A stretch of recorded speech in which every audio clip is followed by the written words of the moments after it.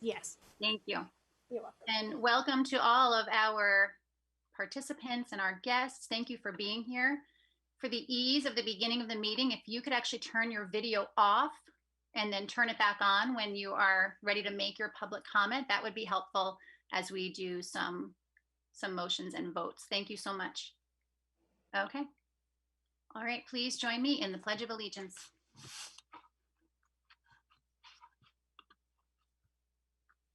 I pledge allegiance to the flag of the United States of America and to the republic for which it stands, one nation, under God, indivisible, with liberty and justice for all.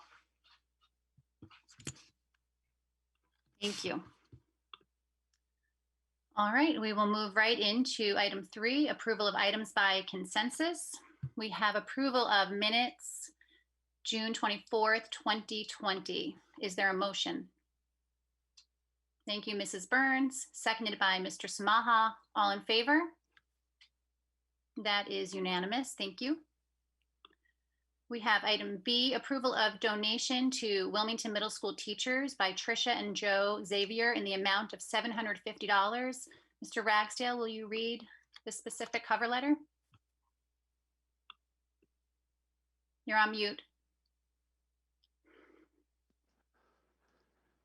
Wilmington Middle School received a letter from Trish and Joe Xavier recognizing the efforts and support of 5 teachers, noting that they would like to donate $150 to each teacher to assist them in purchasing supplies needed for the upcoming 2020-21 school year for a total of $750.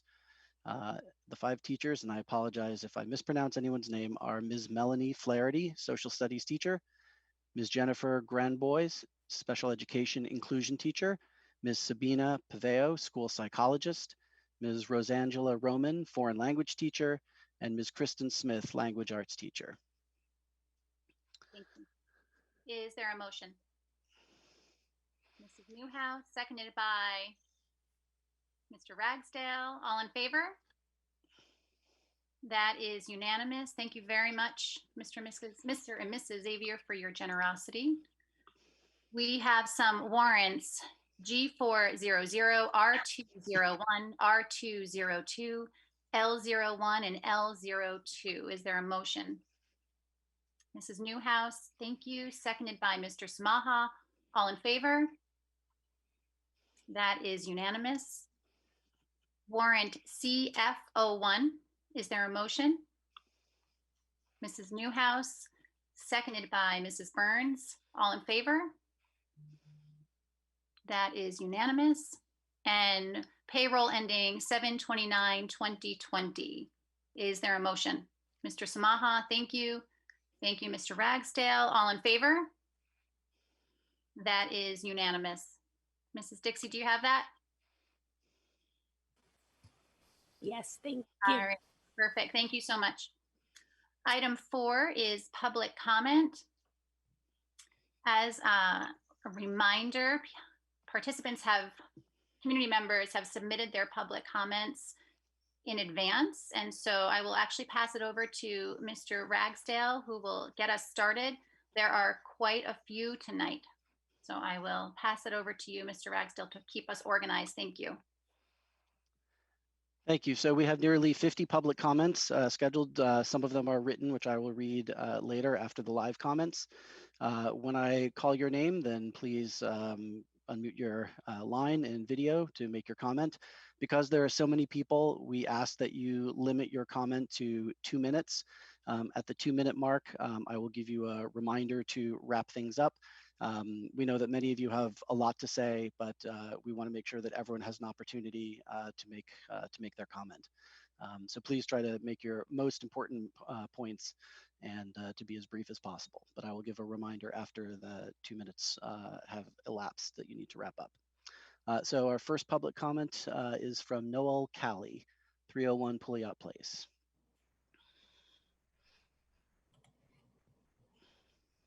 Hi, actually it's Noelle. Noelle. That's okay. Sorry. I'm Noelle Callie. I live at 301 Pouliot Place. I have 2 children in the Wilmington Public Schools. I am a 2nd grade teacher at the Shawsheen School, and I'm also the one of the vice presidents of the Wilmington Teachers Association. So thank you for letting me speak.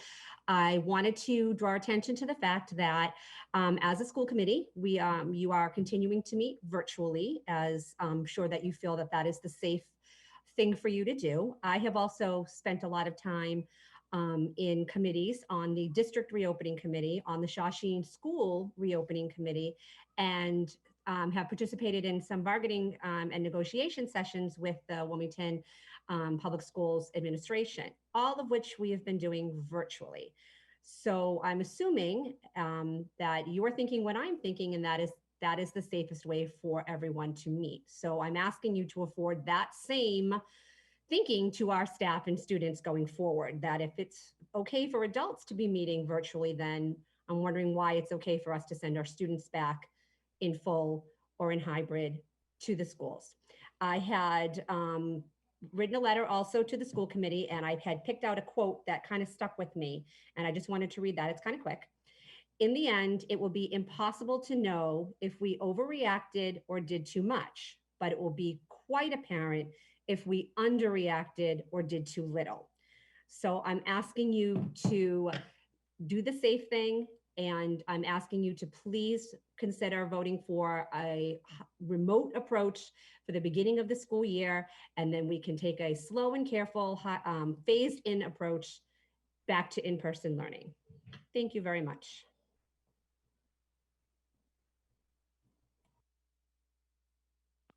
Thank you, Noelle.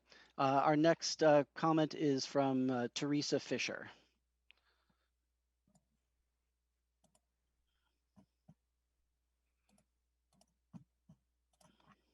Hi, sorry, I have a statement I want to read. So hello, everyone. My name is Teresa Fisher. I've been teaching in Wilmington for 21 years. I'm also one of the Teacher Association's vice presidents. The middle school staff knows my story, but for those who don't, in 2018, when I was pregnant with my daughter, my husband found me on our kitchen floor unconscious and seizing at 6.5 months pregnant. The doctors at Mass General, where I ultimately ended up, told my husband we have to deliver the baby and said the words no husband ever wants to hear. We could lose one or both of them, to prepare him for what they were up against. Thank goodness for the talents of those frontline workers, because they saved both of us. However, it is not lost on my family for even one day that we both almost died, and how incredibly lucky we are. Unless you've been in that situation, almost dying, you just cannot begin to fathom how that changes your life and that of your families. But I survived, and so didn't my daughter. Our case was from a known complication doctors are well versed in. But what put me at high risk in my pregnancy also puts me at high risk for COVID-19. There is so much unknown still to this virus. You all should know, because I've been sharing the evidence with you daily on Twitter. There is still no clear-cut evidence or studies about children as carriers and spreaders. We simply don't fully know yet if they don't seem to be affected because of something to do with their young bodies, or because we immediately took them out of the fray, shutting them in at home when schools closed in March. We also don't know the long-term impacts of this virus on children's still developing bodies and brains. There is emerging evidence that there may be effects that will impact them later in life. With all the unknowns, with all the questions to still be answered, all the procedures and protocols still needing to be developed, all the equipment needed that much is still on back order, all the training that still needs to happen, it's just not safe to rush into this. Assessing the benefits of bringing kids back, to which there are currently few, do not seem to outweigh the risks of serious illness or an untimely early death for a staff member or student. I can attest this is something no one should ever have to contend with. It's just not worth it. I ask this school committee, how will your life be changed forever if the decisions you make tonight lead to the serious illness or death of even one member of this school community, let alone multiple? I'm going to ask you to start to wrap up. Yep, I'm almost done. Is that something you can live with on your conscience, or would your conscience tell you, let's not be hasty and take some time to get this right? You have chosen these roles, and with it comes the responsibility to protect us, plain and simple. We implore you to protect us by voting for a remote start until the metrics dictate it's safe and time has been taken to put the proper measures in place, so you don't have to live with the idea that you didn't do enough when you had the chance. I thank you for your time tonight. Thank you. Next, we have Unisa Beja, 10 Burlington Ave.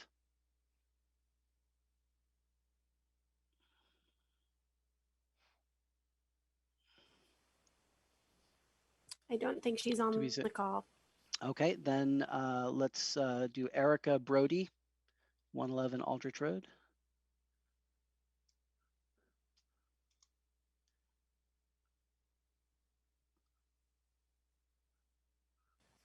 Do we Also have Erica? not on the call. No. Okay, looking down, next I have Erica Marchant, 6 Faneuil Drive. Hi.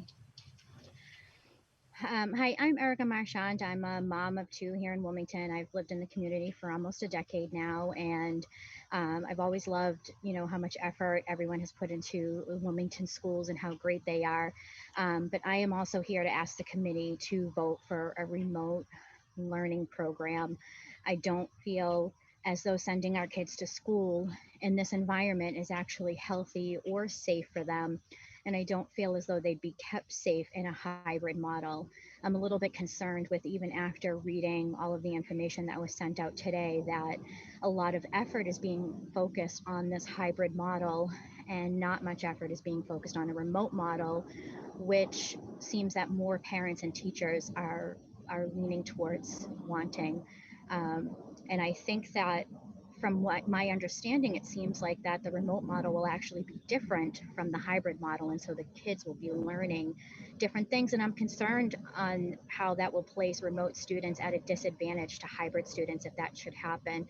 And with the lack of teachers available, as it says, for remote learning, who will students use, who will students have as guides in order to help them? Last year, my daughter was in kindergarten, and in the beginning of the year, she was sick for probably half the year. She had strep throat twice. She had an upper respiratory virus. I can't imagine that our children have been out of school for so long, and we're going to send them back, and they're just going to be exposed to all these germs, no matter how much we try to keep them apart, especially the younger children. And I worry that trying to send them to school even 2 days a week isn't going to benefit their learning. It isn't going to benefit their mental health, because there really is no social aspect to the way they'll be going back to school, and that the focus should be on the remote learning aspect, where we can engage and encourage children and create a robust remote program that would benefit their learning going forward. I mean, if we can't cancel school, then we should do the next best thing to keep our community, our teachers, and our children safe the way we have been since they left school in March. Thank you for giving me the time. Thank you for your comment. Next, we have Dawn Namo, 18 Marie Drive.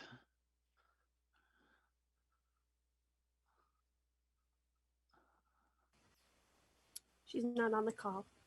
Okay. Then moving down, Julie Sutton, 14R Mill Road. She is also not on the call yet. Okay. Jasmine Broman, 2 Larson Road.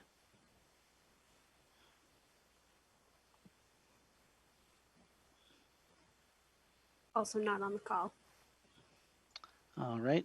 Sabina Fitzgerald, 6 Chandler Road.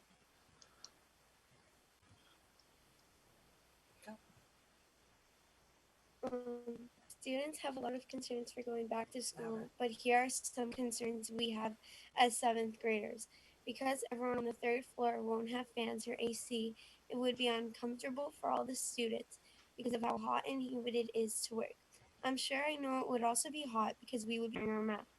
Since it would be humid, how many mask breaks would we have in a day, and how would they work? No matter if we are wearing masks, we are all sitting in the same hot classroom together, which is not comfortable for students. My mother sent in an email asking you to do her a favor. I wonder if you did it. Her request was for you to sit in an upstairs room in your home wearing a mask, with the windows open, no fan or AC. Did you do it for a couple of hours while reading emails or worked from home? Did you then imagine all the students and teachers who will have to do this for 6+ hours a day? How did it feel? If you didn't do it, can you explain why? Maya? My friend Marisa's surname. Keep reading. She's not. Okay. Oh, there she is. What happens when flu season comes around? What will we do? Students who have anxiety or other mental illnesses like that could be paranoid and stressed about school. Would there be a specific amount of students at a time at school for the days they go? If someone were to lose something, how would the lost and found work?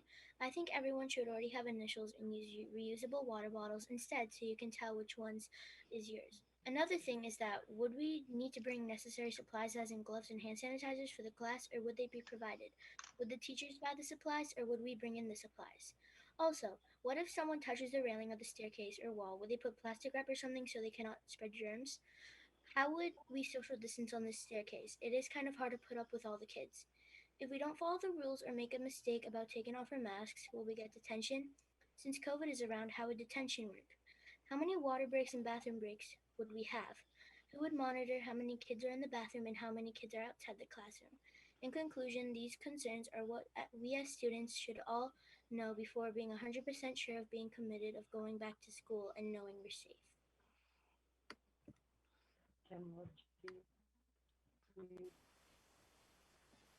Great, thank you very much for your comments. Diane Cariglio, 116 Rear Aldrich Road.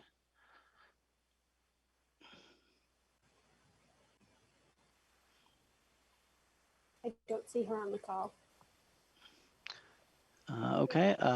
David, I'm just going to stop for 1 second just to clarify. I got a couple of questions last time. People thought maybe there were some technical difficulties. And so if someone's not on the call, then they can't make their public comment. If someone is trying to get on the call and is not able to, please make sure that you reach out. You can message any of the school committee members, and you can do that through email ASAP or email Mrs. Dixie, tristan.dixie@wpsk12.com, so that we can make sure you get on the call. Feel free to send us an email. I'll be checking throughout so that if you're not getting on the call, we'll make sure to go back and make sure you have an opportunity to do that.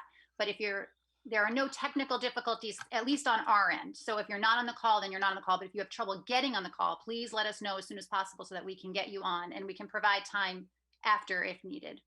Thanks, Mr. Rapp. Okay, next, Marissa Beavis, please. Beavis, 2 Water Street.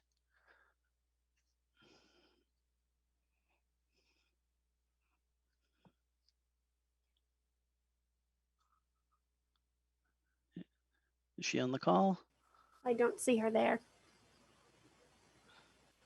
Okay, next, Jennifer Capuano, 6 Earls Row. She's also not on the call. Okay, down the list, Ashley Salerno, 755 Woburn Street.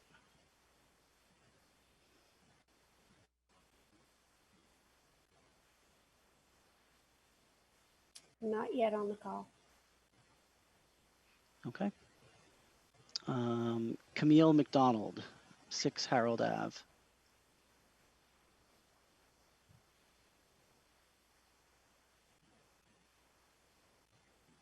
Not on the call.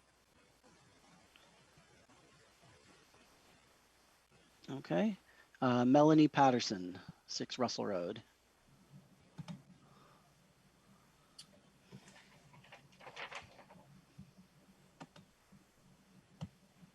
Sorry about that. Good evening, everyone.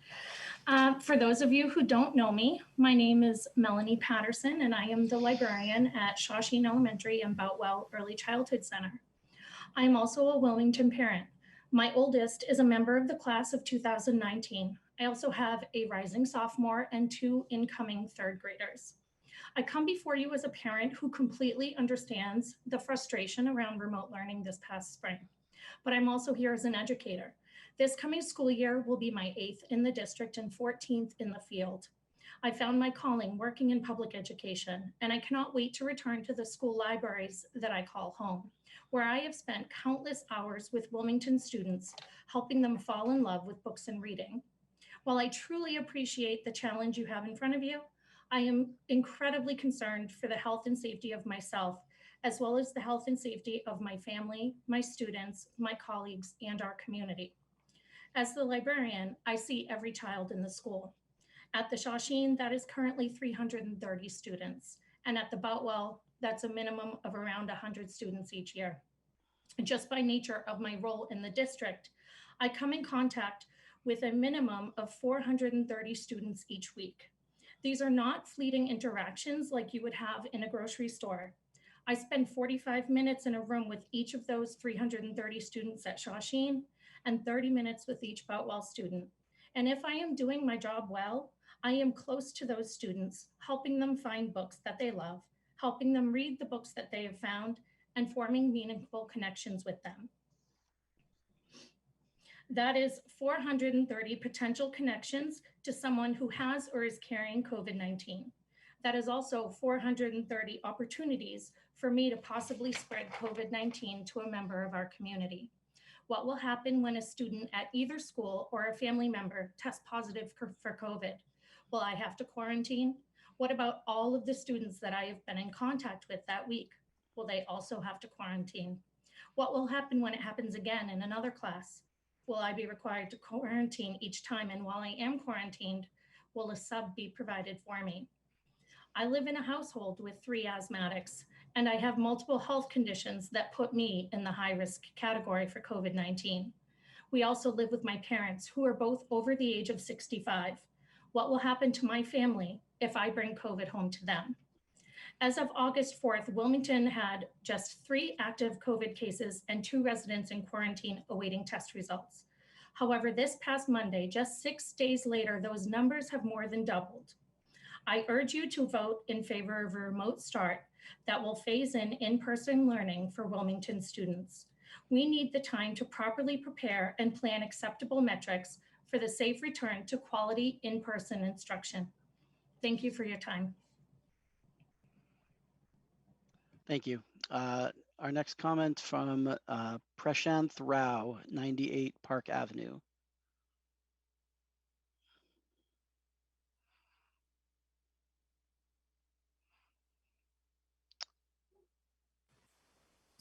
He's not on the call. Okay. Then next is Iralda Mile, 250 Burlington Ave.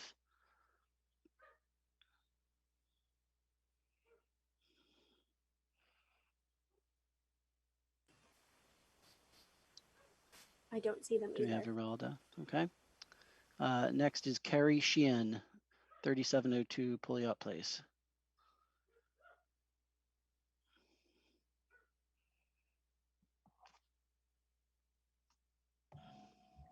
Thank you. My name is Carrie Sheehan. Not only am I a resident in town, I am also a 3rd grader at the Woburn Street School.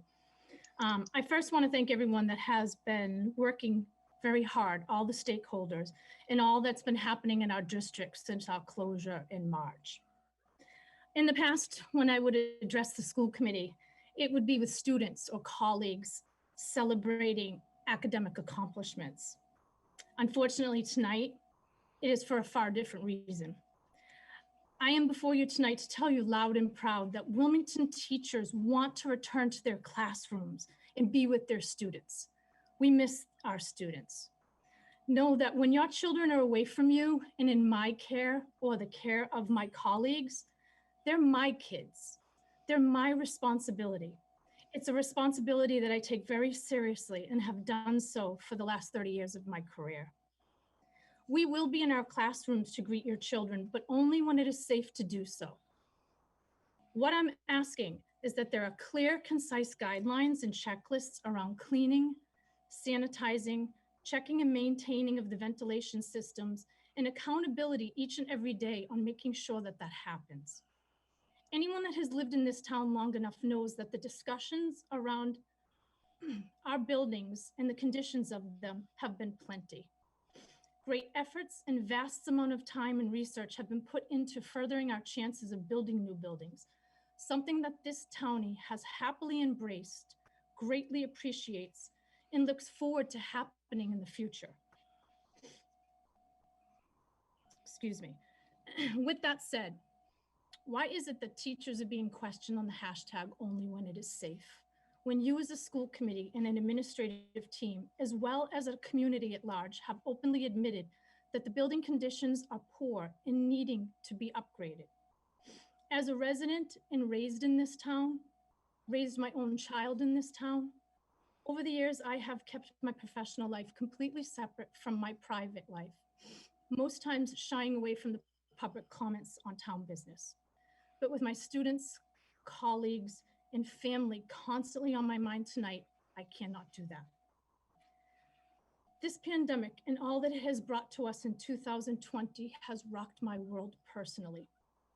Losing my own mother to COVID-19 during the closure weighs heavily on me each and every day. And with full transparency, my mother was compromised, living in the nursing home as a result of a stroke. The reason that I share this very personal story with you tonight, and the only reason, is because the facility in which she resided promised me each and every day, as we advocated for her safety, that they were following the guidelines put down from the state, administering the proper screenings as staff entered the building each and every day, temperature checks, vital checks, using proper PPE, and yet one staff member that did not have a temperature, whose vitals were normal and was not symptomatic, made it in, going about his or her day, working with patients, and it hit. We had to request that our mother be tested, and within 5 days, that number grew from 4 to 42, and our mother passed away. Now, I share this not to exploit in any way, not to scare in any way, but to stress the overall importance of having all PPE in our buildings ready to go, not on back order, when the students return, whether it be on September 16th or a phased approach that was recently shared out today. And equally important is to have that ventilation system checked, repaired, and maintained. And with the reassurance that this has been completed, teachers will openly welcome our students back. I'm going to ask you to wrap up your comment, please. Thank you. Reopening building-based committees are meeting often right now as we speak. And I can tell you the Woburn Street School has a 10-page document of questions, many that are unanswered. And these questions range in many things, not alone our academics. Teachers have many questions, and not knowing the answers to these questions makes the in-person return questionable at this time. I ask that you think about the working conditions that not only we are working in, but they're the same working conditions that your children will be in for 6+ hours a day. I thank you for the opportunity of speaking tonight. Thank you. Next, we have Nick Madden, 60 Hutton Road.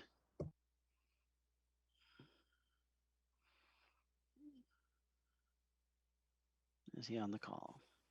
I don't see him. Okay. Next is Kenneth Bonanno. Mr. Ragsdale, I'm going to stop you one more time. Thank Sure. you. So again, if you are watching on WCTV and having trouble getting into the Zoom, please just email me, jennifer.bryson@wpsk12.com, and we will make sure that we either read your comment for you or that we get you in here. We are not full. We're only at 38 participants. We can go up to 100. So that's not the issue. So if you are watching on WCTV and having trouble, please email me immediately so we can get you in, or we can make the comment for you. Sorry, go ahead. Yeah, Mrs. Burns, you're on mute. Yep. Is there a way that, or a link that people can call in if the internet is being problematic? I know it seems like several of us have had internet issues at our homes, but I didn't know if there was a phone number they could call into to connect to the meeting to make their comments. There is not. The Zoom account we have does not have dial-in feature. Oh, thank you. Thank you. Thank you. However, if you email me, I'm happy to call you in through my cell phone. So feel free to email jennifer.bryson@wpsk12.com if you are having trouble getting into the Zoom call. Thanks, David. Okay, so I don't remember Kenneth Bonanno. Was he on the call or not? Yes, hi. As a parent Great. of a student in the Wilmington Public School System, I want to thank each member of this organization and all of the volunteers for all your time and energy that you have put into thinking about the upcoming school year over your summer break. I have one comment regarding offsite learning and another regarding school interior air quality. First comment, opportunities of offsite learning. I believe that there is a silver lining to offsite learning. Offsite classrooms have a unique ability to let students collaborate as teams in breakout sessions together, socialize online with each other, and even have one-on-one lessons with teachers. I believe that if used to its fullest potential, remote learning can harness the strengths of how each student learns. Specifically, I advocate enabling and empowering our teachers to use this technology as creatively as they want to provide broad assignments so that students can learn and be graded upon their efforts accordingly, however they perform a task. Imagine a challenge in which a student has the freedom to figure out a solution on a topic to a problem that he or she wants to solve using a method that he or she is motivated to use. Whether hands-on, illustrative, or written, a student can pursue a result using his or her strengths. Being able to foster and embrace this style of learning will help students of all ages be ready for real-world experiences. Upon completing a task, a student can practice other skills by communicating and presenting their findings, possibly highlighting firsthand photography or journal writings of his or her own work and their progress. These are just a few of many examples of how we can exploit remote learning opportunities. By innovatively thinking outside of the box, we should be able to use this technology to its fullest potential, empowering our teachers and helping our students excel. And my second point quickly is just on air quality and circulation in our older schools. I believe one of the ways this virus fosters is through stagnant and poorly recirculating air. Our schools, especially the older buildings, have little to no airflow, creating a panacea for a respiratory virus.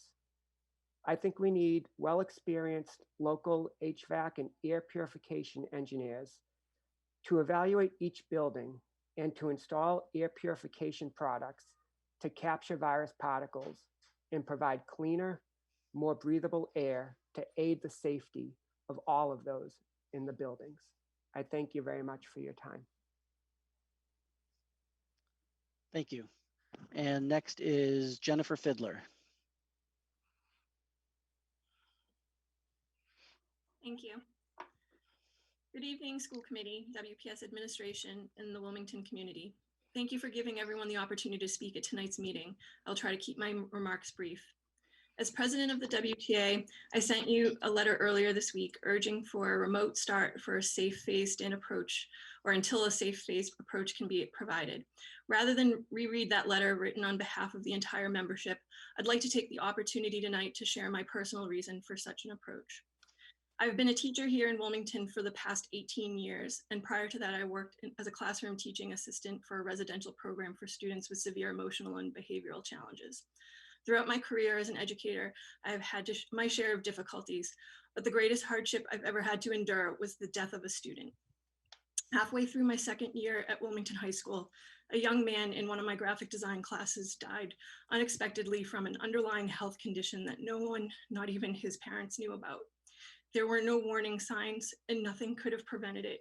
But even to this day, I replay that last class I had with him in my head and ask if there was something I could have done to help. I recognize that something like this could happen on any day we come to school. Sometimes things like this happen and they are unpreventable, but we know about the uptick in COVID-19 cases. We have seen what is happening in other countries and other states as we reopen schools. We have data that shows that young children can be infected, and we know that we have staff members who are at risk. These are warning signs, and we should pay attention to them. I want to be back in my classroom. I love teaching my students and chatting with them before school and between classes. I love watching them as they grow as artists and as human beings. But if I can prevent losing even one of them or one of my colleagues or any of my loved ones or your loved ones by teaching remotely, it will be worth it. I urge you to vote for a remote start for Wilmington Public Schools tonight. Thank you. Thank you. Next is Dana Potvin.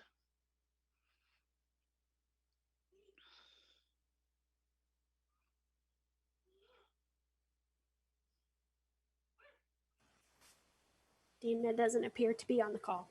Okay. And make a note of that. Okay, and then let's see, Nikhil Suarez, 2020 Blue Jay Court.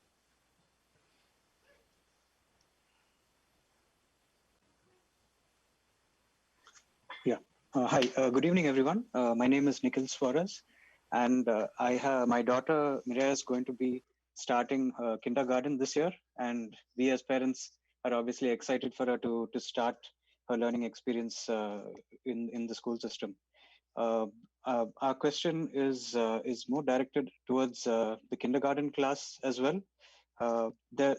We as parents, again, we reviewed the opening plan as well, provided by Dr. Brand, and we appreciate thank everyone involved in coming up with these guidelines.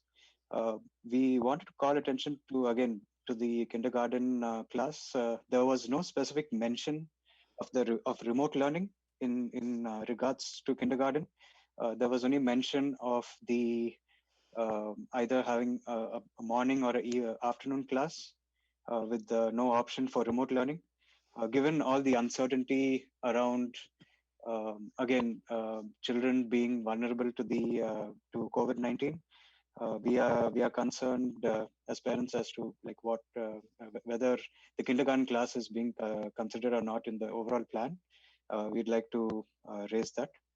In addition to that, we'd also like to know how, if any, like what logistics are available, given that, again, as kindergarten students, this will be the first time they are going to attend the school system. So this will be their first experience as well. So we want to see if those considerations are being made. Thank you so much for giving us the opportunity to raise these questions.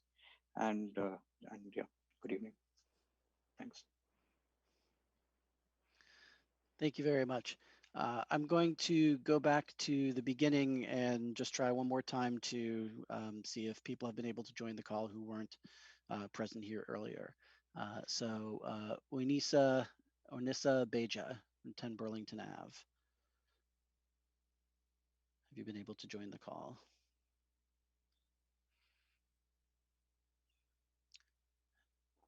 Doesn't appear so. Let me ask for Erica Brody. Has Erica been able to join the call? Hi, David. Sorry, it's Tristan. None of the commenters that you have called before have actually joined the call yet. So no one else. Okay, has so no one else connected. from our prior list has connected.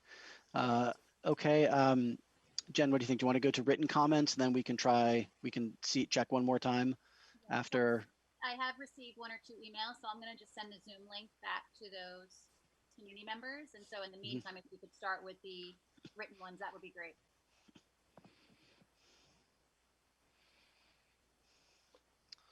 All right, so these are public comments. Let me get to the right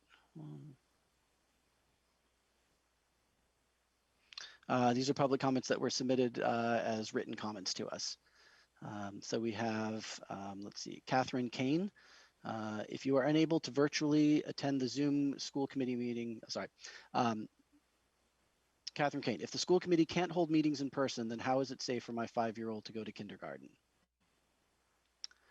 And then we have a comment from Bart Zano. What % positive rate would need to hit in order to have a full return to in-person classes? Is the rate in Wilmington alone or the entire state? What specifically are you doing to improve ventilation in the buildings? A comment from Kelly Fung.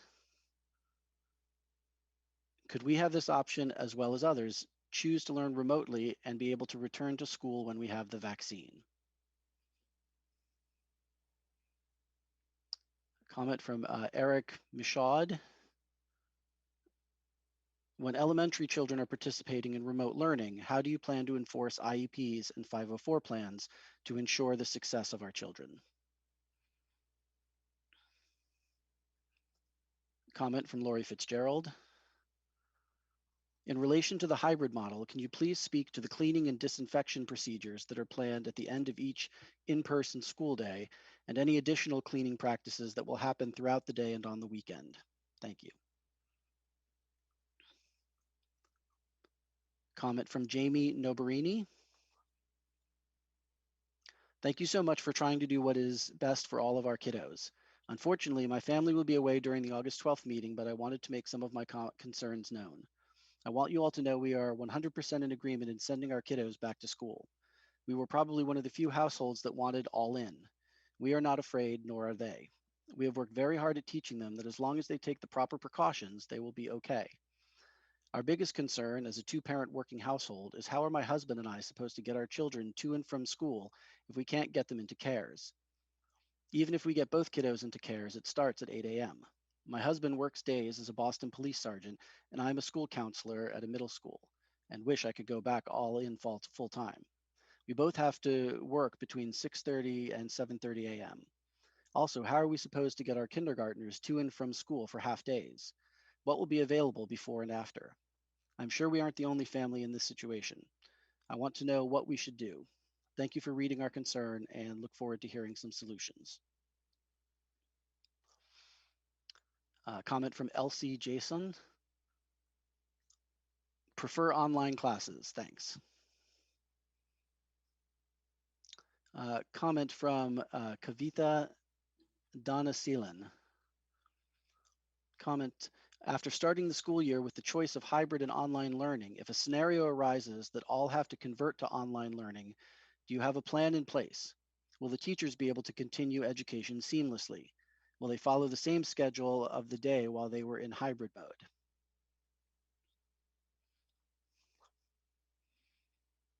Comment from Natalie Mendonca. In reading through the reopening plans for hybrid, there are a few issues I see as problematic. Having Group A and Group B attending only a day apart doesn't allow time for the virus to dissipate or thorough cleaning to take place.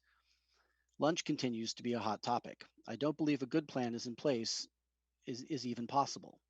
The thought of people in one space without masks is very scary. In looking at other schools' plans, I see some great ideas that I would love for Wilmington to incorporate. Reading a High School is proposing Group A, Week 1, grades 9 and 10, Group B, Week 2, grades 11 and 12. This plan keeps the groups separated and allows for time on the weekend for cleaning. It would also be a good way to monitor the virus in the school to ensure each group has no cases that they could potentially be spreading. With respect to lunch, Wakefield's plan proposes students go home and avoid lunch at school. This seems like a great option. It minimizes time in the building overall as well. Comment from Phyllis Myung.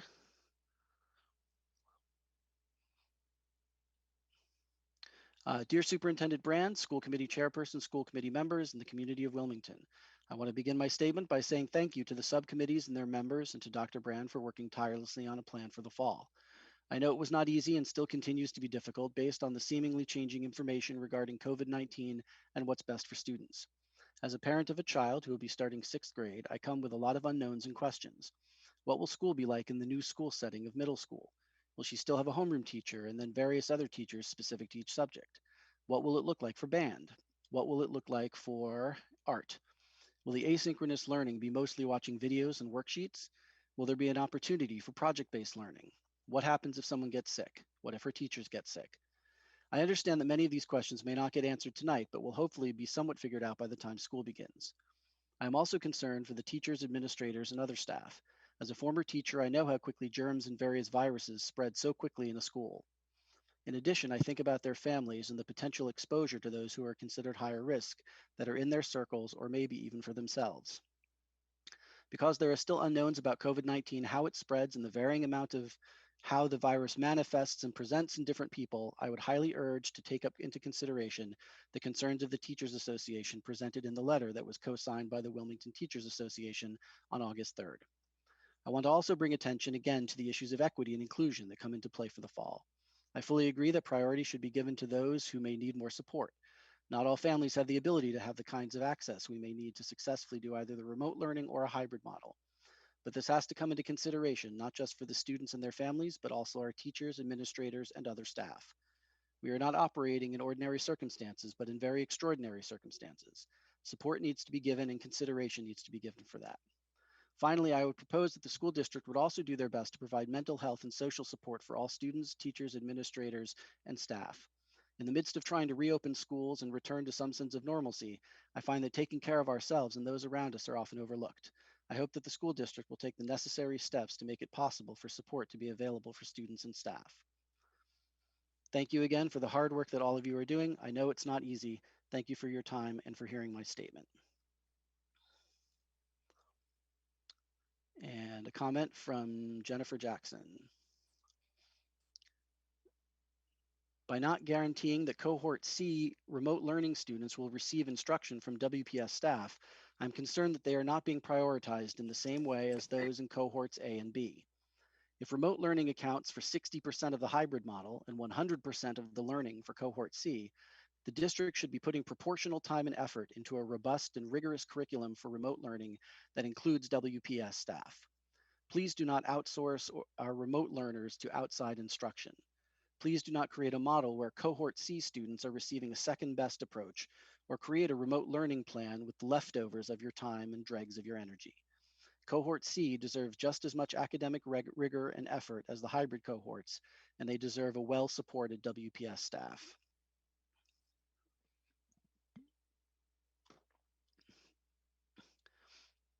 Comment from Lindsay Bricklemeyer. David? Yes. Lindsay actually emailed and asked not to read her comment. She submitted it by mistake. Okay. Thank you. And let's see. Moving forward. Comment from Darcy Santos. That's actually not relevant.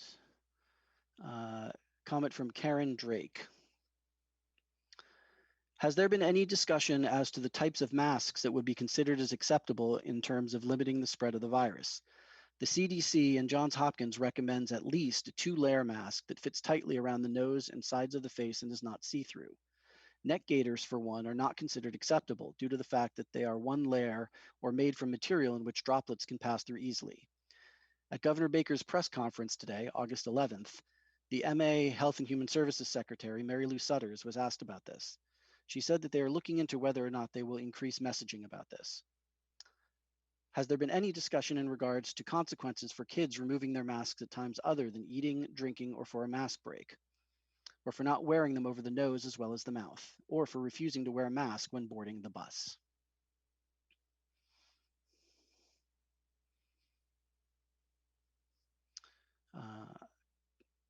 Comment from Anand Priyanka. For kindergarten students, please elaborate on the method of remote learning. Please confirm the expected hours per day and days per week specifically for the kindergarten remote learning option. I don't believe this was discussed in WPS reopening message by Dr. Brand dated August 6, 2020.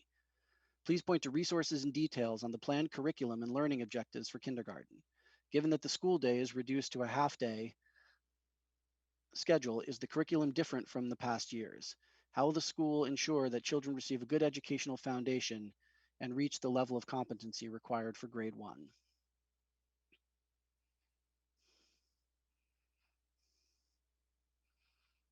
Okay, and comment from Courtney Cataldo.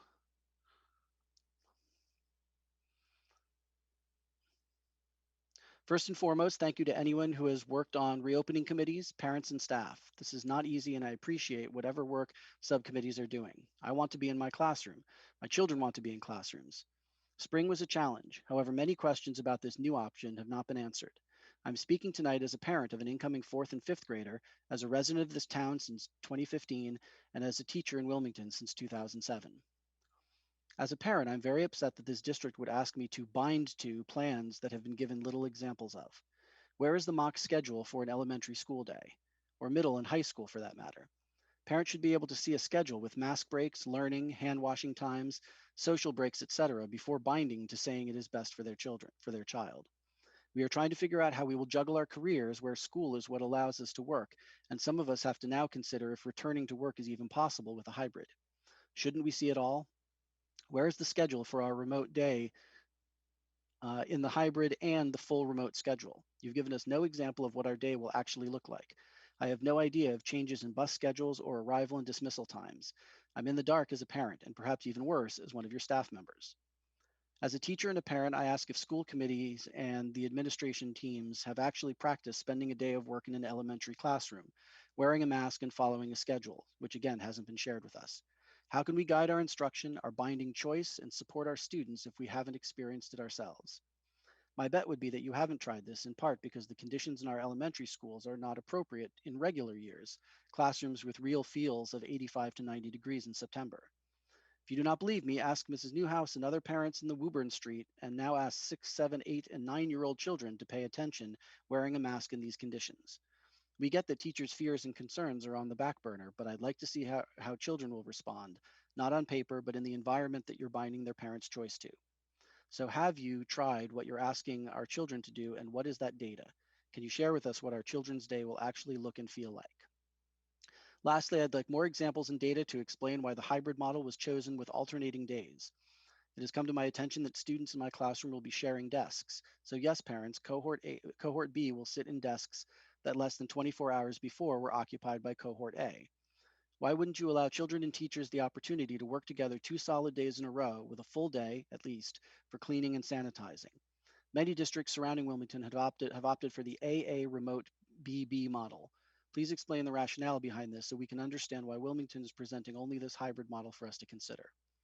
Personally, I feel that spending 2 solid days on a concept and then allowing time for work at home would be much better than introducing a topic, spending 2 days working on it at home, and then trying to correct mistakes days later.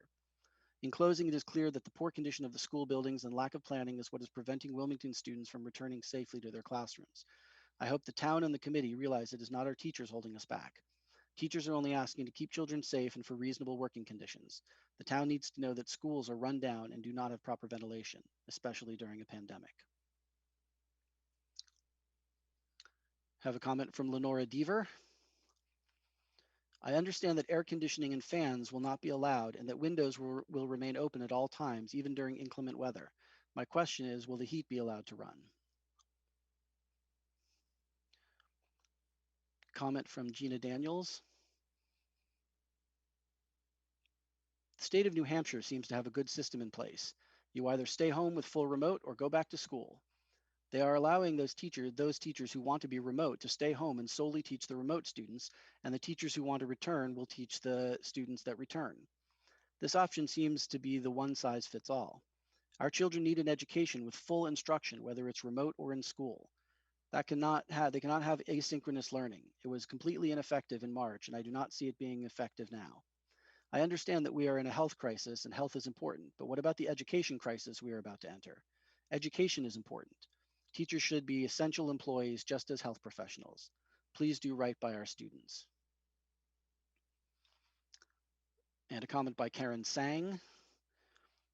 Our community has already suffered enough from the loss of valuable face-to-face interaction between students and teachers. As we look to return to a new normal, we must focus on increasing the amount of instruction to our students by providing more in-person learning as possible, not less. Therefore, the asynchronous learning model is not an effective tool to integrate into our school system at this particular time. Not only does the asynchronous hybrid model create an enormous logistical challenge in terms of scheduling for both our educators and family alike, it will also double the normal workload for our teachers since they will need to develop and manage twice as many lesson plans for each separate cohort. Lastly, the proposed rotating schedule of the AB cohorts will only promote inefficiency over time. Under this separated cohort model that does not allow for synchronous learning to occur, then only half the students will receive face-to-face instruction on a given day. At this rate, we can expect that only half of the required curriculum will be taught by the end of the school year. As presented, this rotating hybrid model also highlights the potential risk of creating an inequitable learning environment among the different peers. Comment from Jacqueline Hunter. One, if Monday and Thursday are the most popular choice of in-person days or vice versa, how will you choose who is moved to the least popular choice? 2, are you able to, or is there a plan to accommodate requests for families to be together? For example, if 2 families would like to be on the same day to accommodate remote learning for the parents who will be responsible at home and are still working.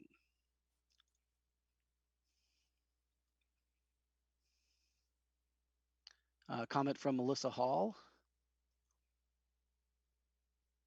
But actually, I don't see a comment there. Comment from Ed White. I would like Dr. Brand and our school committee members to clarify where teachers will be teaching from on designated remote-only days. If this is yet to be discussed, I encourage you to offer our teachers the choice between teaching from their classrooms, if buildings are accessible, or their homes. Many of our teachers are also parents of school-age children, and they should not have to choose between being a parent and being a teacher. They, like all working parents, will need flexibility to manage their own children's remote learning at home, especially if we find ourselves in the full remote model at some point this year. Comment from Kenny and Rhonda Pinot. Thank you all so much for allowing our comments to be heard and for all the work that has gone into reopening the schools. That said, as parents, we are very concerned about the remote option. It would seem the remote plan calls for a separate learning management system with little oversight and help from the district. It does not appear to lend itself to the ability to actually change to an in-person or hybrid learning model. Does this mean that students will be strictly remote learning for the year, or will the school district be using the LMS for all students to allow the transitions to happen? It was previously expressed that the remote learning would be more robust than in the spring, but even under the hybrid, young children will need significant parent guidance on the remote days when the teacher is in class with the opposite cohort. If there is a robust plan for the hybrid cohorts, should remote become necessary, it would seem that the option 2 under DESE remote plan would have been the more inclusive option for remote. It would have allowed the remote children to have a teacher and classmates. It does not seem fair to favor the hybrid students within the community while leaving the remote students to be taught different things that, although it may meet the basic curriculum, it does not necessarily align with the district. This could be a disadvantage for either option. There should be alignment in the curriculum to allow for transitions. We believe all students should be in learning groups with teachers as part of the educational community, regardless of the learning type chosen.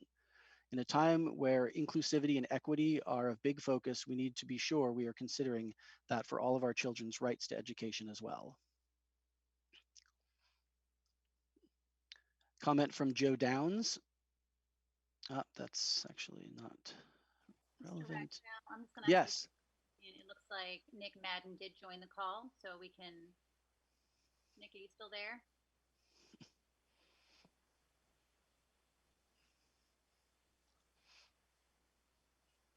Yeah, hi. Can you hear me? Yeah. Sure. I would love for someone else to speak for a moment. Yeah, thank you. You're doing a good job with that. That must be hard. You're going to have to go get another water, I think. I appreciate the opportunity to talk and appreciate all the hard work that everybody's put into trying to get our kids educated under these very difficult circumstances. You know, as a parent of two young kids, we've got two daughters, one going into second grade at Shawsheen and one going into kindergarten at Batwell.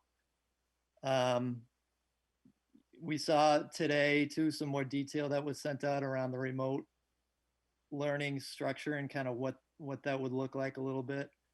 I think we'd like a little more detail on that. You know, who knows what the future is going to bring, but if I were to guess, I would say that unfortunately at some point we'll probably go fully remote.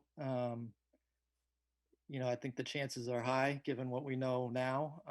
Maybe that's not true. I hope it's not, but if that is the case, then, you know, I just want to make sure, or I want to know more about the structure around that and how our children are going to be learning from home remotely. And what kind of check-ins are they going to have? What kind of instruction and how are they going to be led along? So, I mean, I have some ideas based on the information that was sent today. And again, I do appreciate that. But I'd like a little more detail. We'd like a little more detail around that. And then also one thing that may be sort of minor, but like I said, I've got a daughter going into kindergarten at Boutwell, and then the other is entering second grade at Shawsheen. Whether we put them on the bus or drive them in, based on the start times and with the half day with kindergarten, it's going to be a little tricky, especially if it's only me or only my wife at home, depending on our work schedules. You know, and how we're balancing this all out, to have two young children and one potentially on a remote day and then the other one going in for a half day at kindergarten, or both of them going in, and just trying to juggle that. So I don't know if there's anything that can be done about the timing with regard to, I would assume there's other parents who have a couple of kids who are about the same age in a similar situation. So again, probably a relatively minor thing in the grand scope of things, but something I just wanted to bring up. So that's basically it. Thanks again to everybody for all the hard work and planning. And it's going to be a challenging year, but appreciate this opportunity.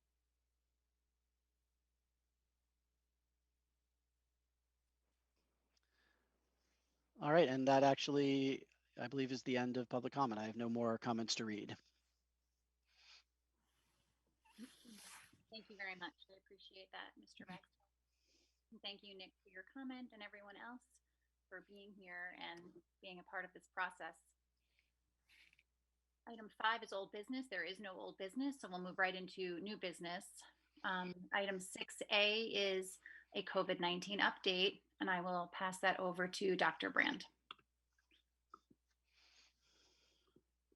Thank you very much, Ms. Bryson, and good evening, everyone. I think, if I may, really the next few agenda items are all subsumed under the presentation that has been put together tonight. And so if I may, I'll just shift right into that. We have another fairly extensive presentation tonight that follows the community update last week. I'm hopeful members of our community will find a number of helpful pieces of information that in some respects respond to a number, maybe not all, but a number of the questions that were both posed through the open comment tonight, as well as the close to, I think, 200 questions that were sent in to the email that we created. And I'll reference that email again at the end. I think one thing has become very clear, that the more conversations and the more thought that you give to this entire planning and reopening, the more questions that it leads to. And we are going to do our best to try and compile responses to those questions, and we will list those on the website. We're trying to compile them in themes where there are specific questions that might be for a specific principal or a program leader. With Ms. Dixie's help, we're trying to get them off to those folks. So I just would acknowledge that we're working on those, and we're going to do our best to try and respond, because I think the more information for all of this we can provide, the better that we'll be. Tonight's presentation will hit, I think, much deeper. Folks will hopefully find in terms of examples of schedules and the learning plan. There's an awful lot of information for those of you whom I know there are many that have been following this presentation. It's not trying to overwhelm folks, it's just trying to provide access to the depth and breadth of information that really surrounds this pretty complex scenario that we're trying along with all districts to do. So I'm going to deliver most of the presentation tonight, although Miss Elliott, our new assistant superintendent, is here, and she'll share with you a number of pieces as it relates to the instructional models. And so with that, let me begin. Ms. Dixie, can you share your screen, please? Or allow me to share, I guess, sure. You should be all set, Glenn.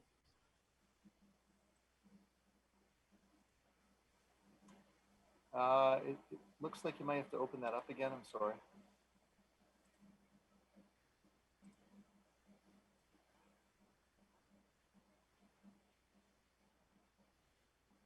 Tristan, can you see that? You good? Yes. Okay, very good. Thank you. You're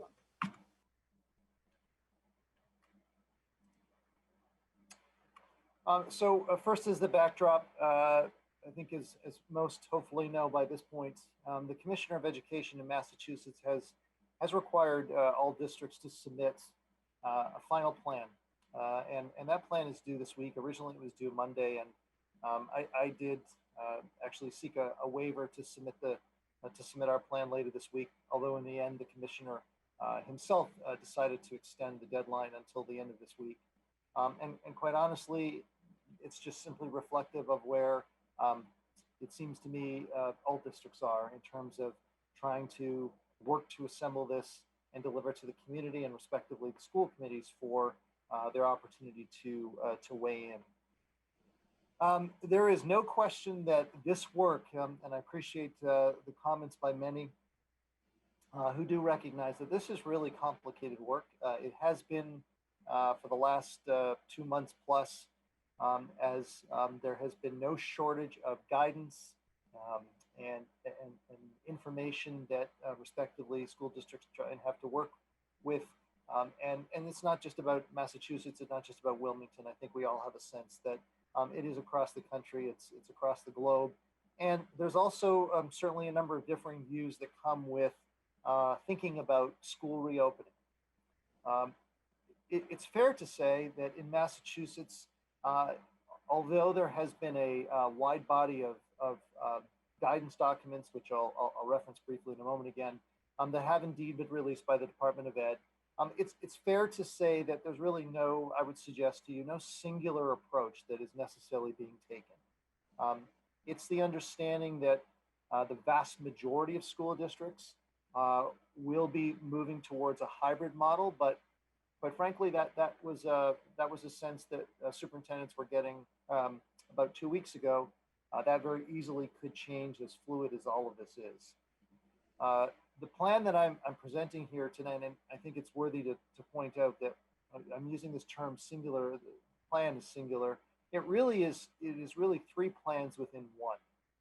We'll get to that a little bit more extensively in the course of the slides that follow. I really do believe, as as your superintendent, that I think there are 4 things that I would ask that folks keep in mind as it relates to this. One, I do believe that it really does attempt to prioritize the health and well-being of our students and staff. That's where this conversation begins, and as it should be. I believe the plan aligns with the health guidance that we have right now that has been availed to us by various state agencies. I think, and I hope you'll agree as we get into more of understanding the 3 plans within the one, is flexible, understanding very well, as we I think all have a sense of, that it's likely that the conditions around us and that we find ourselves in are going to change.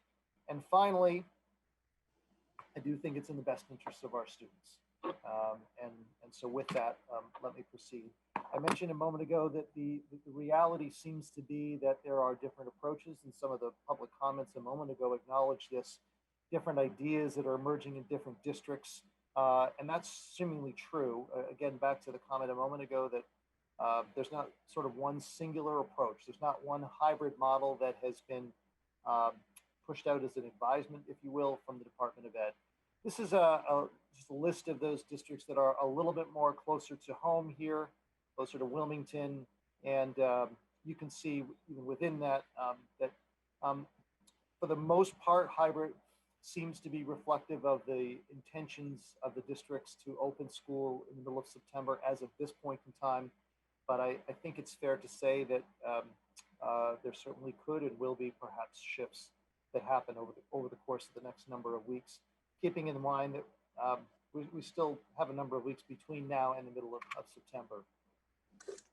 I want to take this opportunity just one more time and bring attention to, and I appreciate the comments that many made and the thanks that I'll also extend to the many individuals who collectively worked for all of July and then some on putting together their best thoughts and ideas to help shape our reopening. That group was called the WPS Reopening Advisory Group. This is an extensive document as well, close to 50 pages in total. It is posted on our district website, and it's also the appendix in the plan that I emailed out, or that was emailed out to our families this morning, to staff. And so that's about half of the overall reopening plan, but I thought it important that folks see that.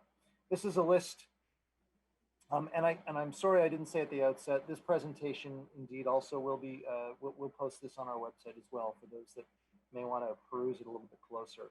I again want to extend my thanks to the approximately 50 staff members, parent guardians, community members, administrators, town leaders who helped play an important role. We had 8 different focus groups, as we term them, and they are listed on the respectively on the left side. You'll find all of their recommendations that are captured in this full report, with a specific focus on access and equity, building scheduling and operations, extracurricular and co-curricular, facilities and cleaning, health and food services, social emotional support, teaching and learning, and technology and communication. I think that what made, quite frankly, their job a little bit more challenging is that although we've ended up with quite a number of pieces of guidance from the Department of Ed, we didn't start this work at the end of June with those pieces of guidance. And in fact, over the course of the last 5 or 6 weeks, that this guidance has trickled out almost one a week. And so this made the work for these folks, I would say, that much more challenging. This already has been updated since this was last, the screenshot was last taken. There was another piece of guidance that I'll actually reference in a few moments within the presentation that has most recently been added.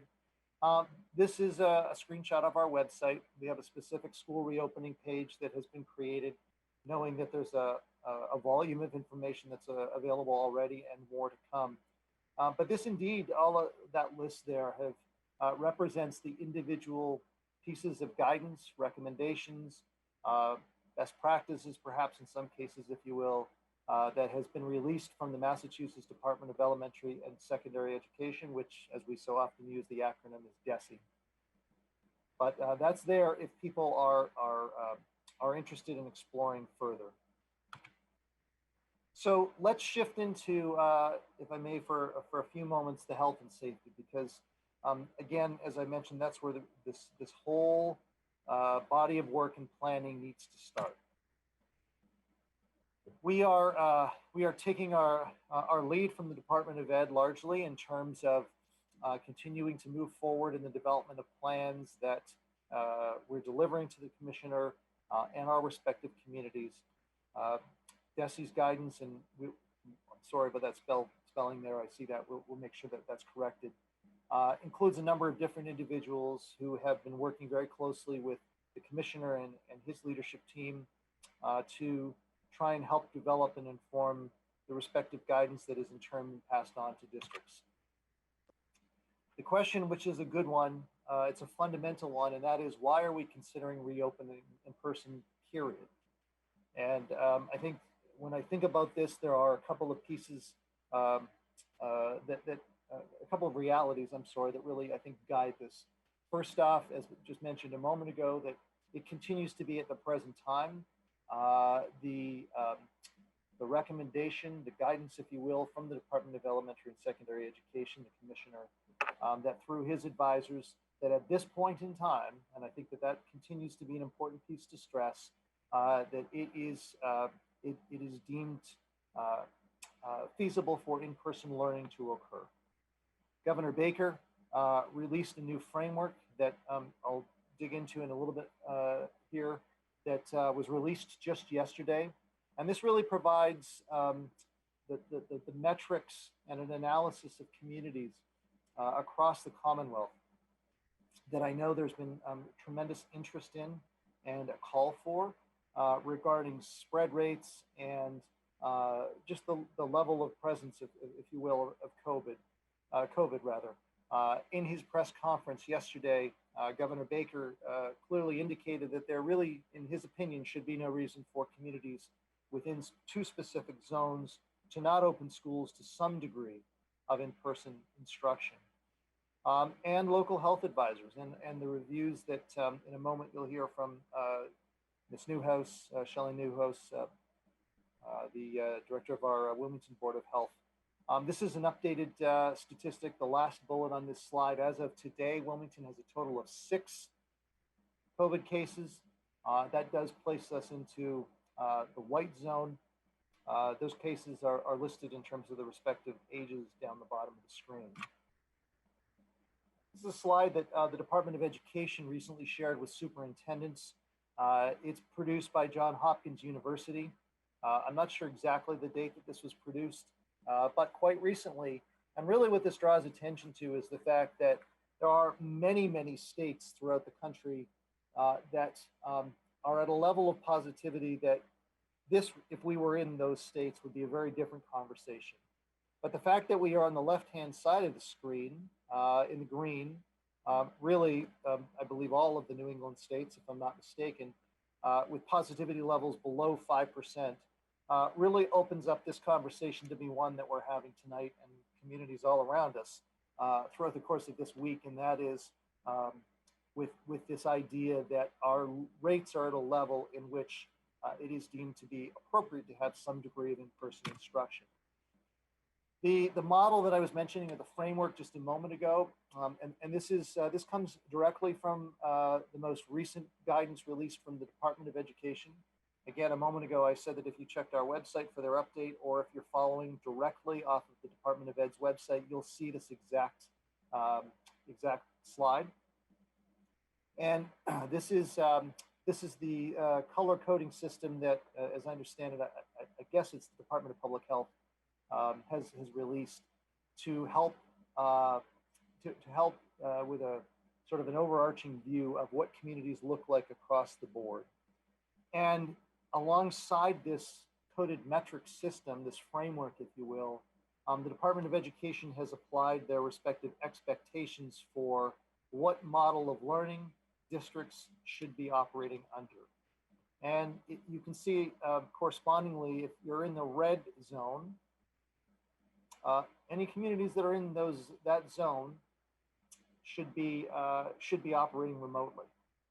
If you're in the yellow, hybrid or remote, depending on the specific circumstances. And if you're in green or the unshaded, I've been using the term the white category, full-time in person or hybrid. So this is very new information that was, as I mentioned, just released yesterday. The specific guidance that again is part of the release of this, according to that guidance that I've been referencing, this is a model that was developed in consultation with infectious disease physicians. It is important, they point out, that average daily cases per 100,000 over a 2-week period really emerges as the metric to help determine that color coding. That the consultation with local boards of health needs to remain strong and an open line of communication, and that it's that consultation that really will help lead towards districts determining whether or not there are additional metrics that need to be looked at. And again, this is a quote directly from the DESE guidance, that it is their expectation, the commissioner's expectation, that districts' learning models will follow this color-coded system. I'm going to, I think Shelley is on our call here. I'm going to ask Ms. Newhouse, Shelley Newhouse, to jump in. I'll just take this opportunity to extend my thanks to Ms. Newhouse. She has been a tremendous resource, along with Ms. Crow and Dr. Pardo, who's helped since this all unfolded back in the middle of March. And I'll ask her to take it from here. And Ms. Newhouse, if you just want to tell me when you want me to move to the next slide.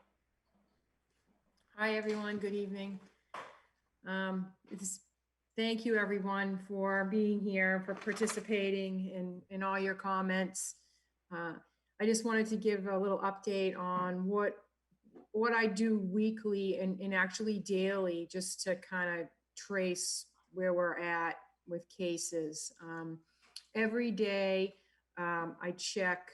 We have an electronic reporting system that comes in through the state, and I check the case counts every single day. And then from that, we do what's called contact tracing. So we'll go back and identify anyone that was in direct contact with a positive COVID patient.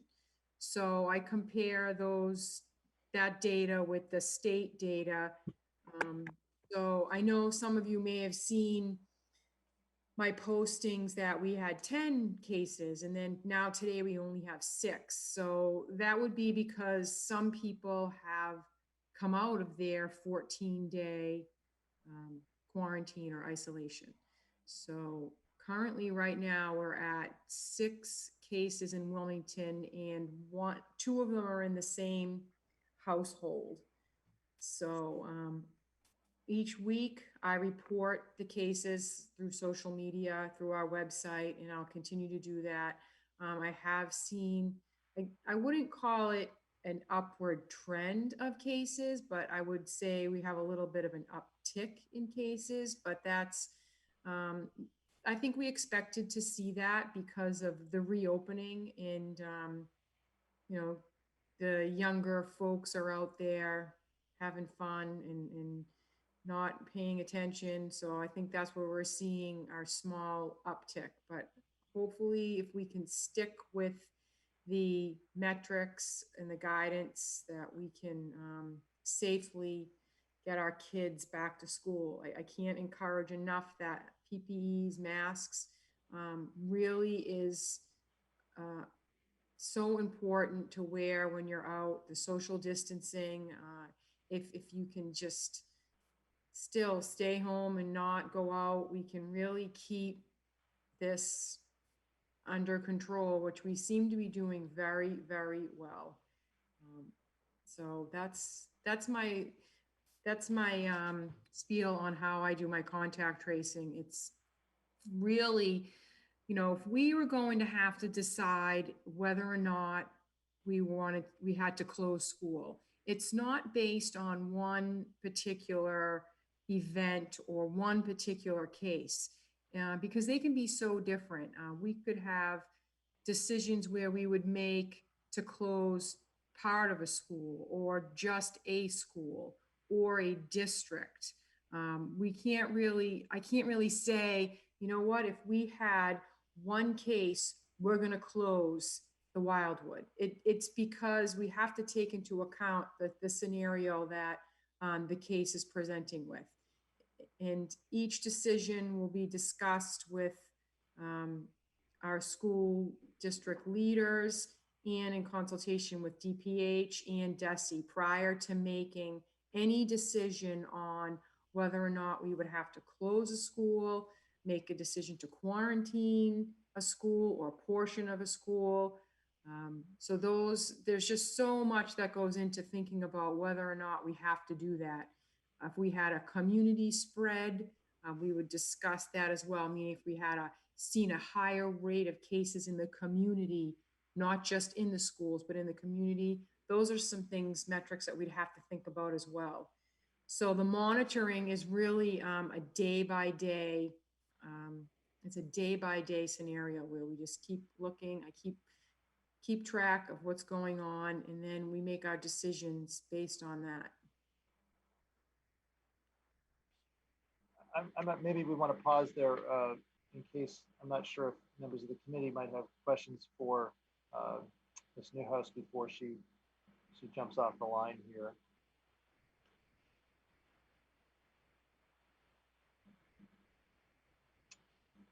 No? Okay. Ms. Bryson, sorry, were you saying something? Thought I unmuted. I said, I'm looking around at the school committee members. Do I see a hand? Mr. Ragsdale? I was wondering if you can speak to, people wonder when, if one person in a classroom is either test positive or shows COVID-like symptoms and needs to be quarantined, how far does that start to spread? Because does the whole classroom have to then potentially quarantine? What about, someone that they were in contact with in the other cohort? Does that teacher suddenly need to quarantine? Like, there seems to be a lot of ripple effects from if someone is isolated or sent home from school with COVID-like symptoms or has a positive test. So how far out do we look at that? Because that would be extremely disruptive. You can imagine that, if it's anyone you've been in contact with, then suddenly that's going to spread out very far from any individual. Right. So like hypothetically saying, if we had one student that was in a classroom and you spent your whole day with that cohort or that class, and you were a positive COVID patient, whether you're a teacher or a student, that whole classroom would have to be quarantined for 14 days.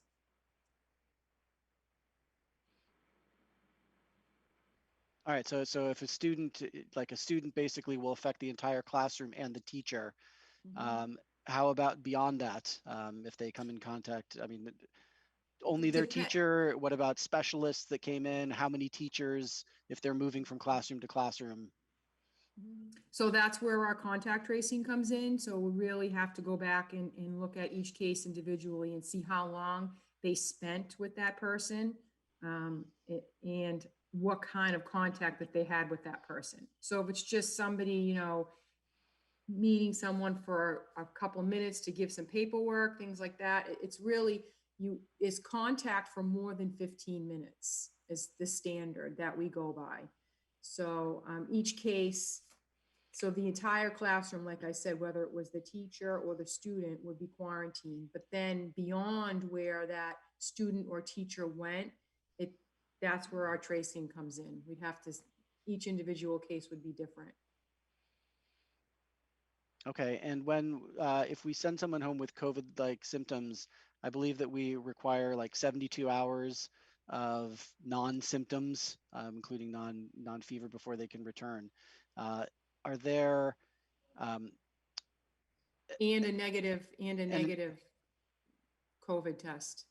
All right, so we're because I think I saw one or two different things in the report but we're going to require a negative COVID test if someone shows symptoms before they return to school, as well as the isolation. Yes, if they go home for a COVID-like illness and they see their doctor and their doctor gives them a COVID test and it comes back negative, you know, they had another sort of a cold or something, that they can return to school after they've been symptom. Yep. Okay, right, go but ahead. in the meantime, the other students don't have to quarantine just because someone was sent home with COVID-like symptoms. It's right. They only have to quarantine if there's a positive test. Is that correct? Correct. And so if it's just up to the student's family to get them tested, and because if someone turns out to be, you know, positive or, you know, symptomatic, but we don't have the positive test yet, then other people can also be mixing in the meantime. I mean, I know this is part of how you do the contact tracing after the fact, but being able to do it as close in time as possible seems like it will be much more effective. How do we get essentially the test results as quickly as possible and make sure that the district is aware of them if it's just entirely kind of left out in the families? That's the open-ended question. It depends on where they're going for a test, what kind of test they're getting. That's how quickly they come back and they get reported to me. So I will tell you that sometimes I get the reports of a case before the actual patient gets it, and vice versa. Sometimes the patient will get the results before I get the reported results. So I hope that in most cases, and what I've been finding is they'll either calling me or I'm calling them. So one of us is getting in touch with somebody first. So I have yet to encounter someone that has a test result that's just hanging around waiting for me to call them. So unless I have on already. So it depends, you know, I'm getting PCR molecular testing is taking anywhere from 1 day to, depending on the labs, up to 4 days to come back. But antigen testing in the rapid tests are coming back really, really fast. If you're a positive, then we would like to see a PCR molecular test done to confirm that, because there's a high rate of false negatives and false positives with the antigen testing. And if we watched yesterday, Mary Lou Sutters had even mentioned that the antigen testing is, you know, not the gold standard. The gold standard should be PCR molecular testing. So if you're ever going to get a test, that's what you want. You want the PCR molecular test. Okay, so are we planning any specific follow-up with families if a student is sent home for COVID-like symptoms? Do we have any procedures in place to make sure that we stay in contact with them and make sure that they get tested as quickly as possible so that we can take action if necessary? Yep, we do that. My office does that. Okay. Thank you.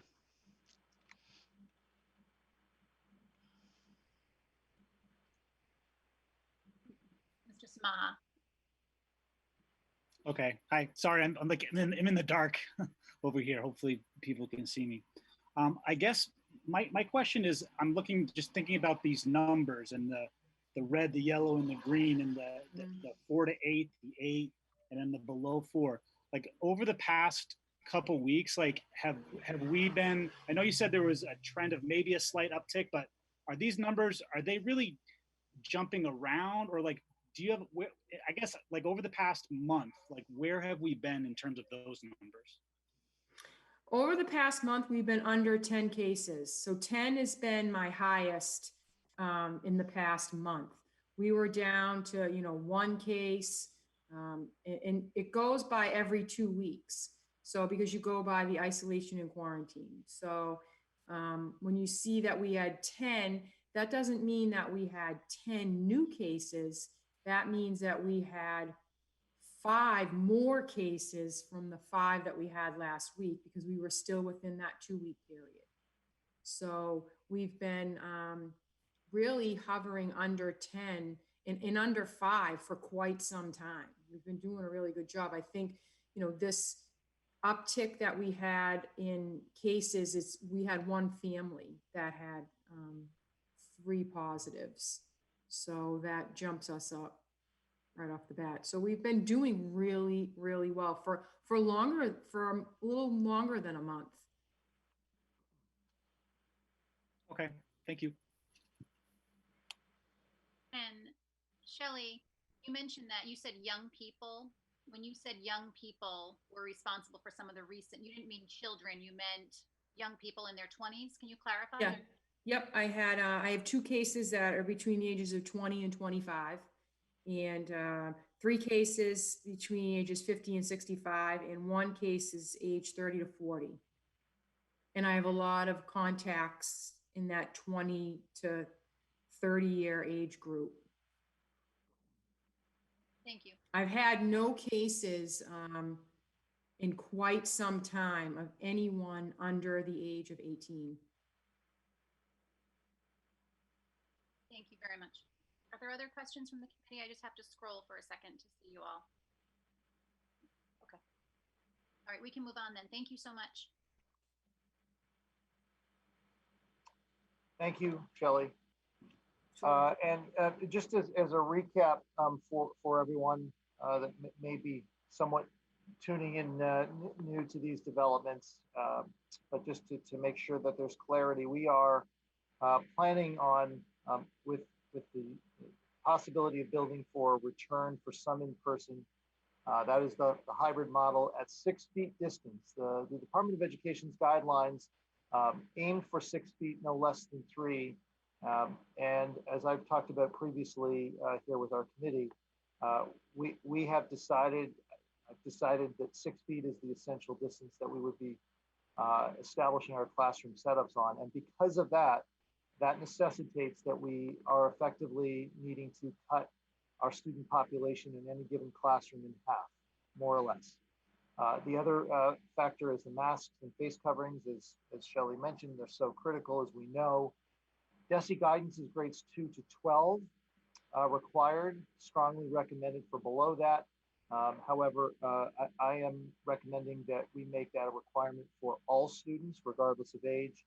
The Department of Education's guidance speaks to, regardless of age, all students who are traveling on the bus have to wear masks. Related to, broadly speaking, health and safety, and of course, it's been mentioned on a couple of occasions, it's hard not to think about COVID-19 without thinking about PPE. It's something that, as a school district, as all do, there's a certain number of items that we have to purchase. Back in, this was probably one of the first pieces of guidance, I suppose, if you will, that came forward back around mid-June. And that was the urging of all school districts to begin to move forward and acquire approximately 3 months supply of personal protective equipment. And so this slide shows you an update. Most of these items have been acquired, not only purchased, but acquired.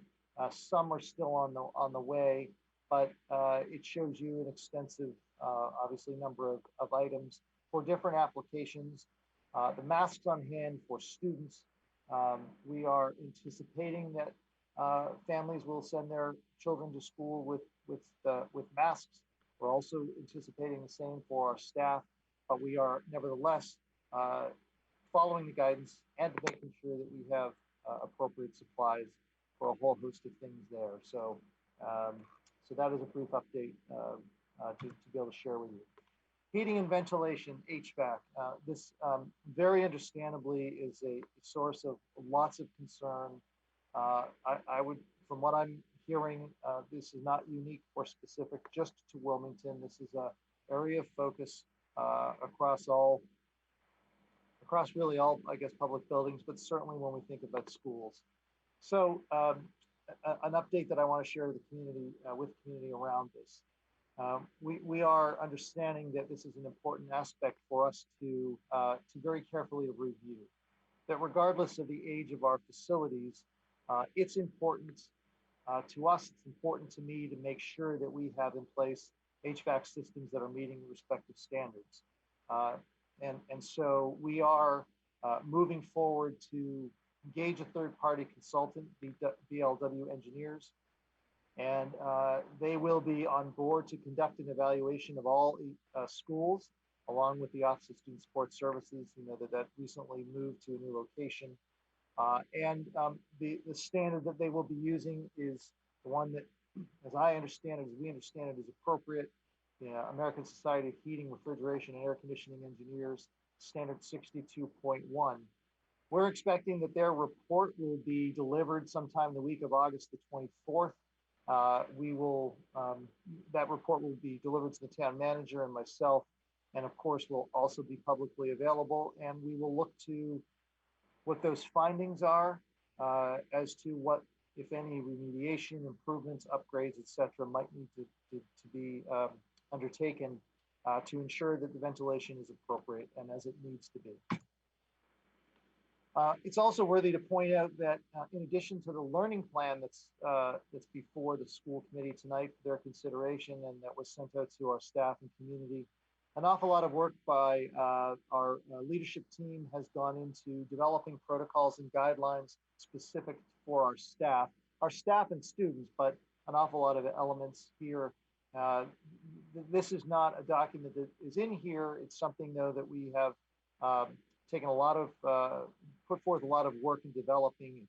It's quite extensive. And the reason the table of contents are here is just to show you some of the many overarching areas that are included, from hygiene to sanitization and so on. There's an awful lot of items here. This is a document that we have shared and are working through with the Wilmington Teachers Association. So let's shift from health and safety, if we may, and move into a more extensive overview for instruction, teaching and learning around reopening. And with that, I'll ask Ms. Elliott to take it from here. Sure. Good evening, everyone. So if you could advance the slide, please. Thank you. So this slide here really depicts the fact that districts have been given the charge to develop 3 different models, learning models, if you will, and it's a continuum. So if you see on the left-hand side, return without restrictions, that would be prior to March, how we attended public schools. So that would be a return with no restrictions. The first one in blue, number 1, in-person learning model with new safety requirements. That would be returning all students together not split into cohorts each day with safety guidance and precautions in place. Number 2 along that continuum is a hybrid learning model where we are looking at a model of both in-person and remote learning. And number 3 on the continuum is remote learning, solely remote from home.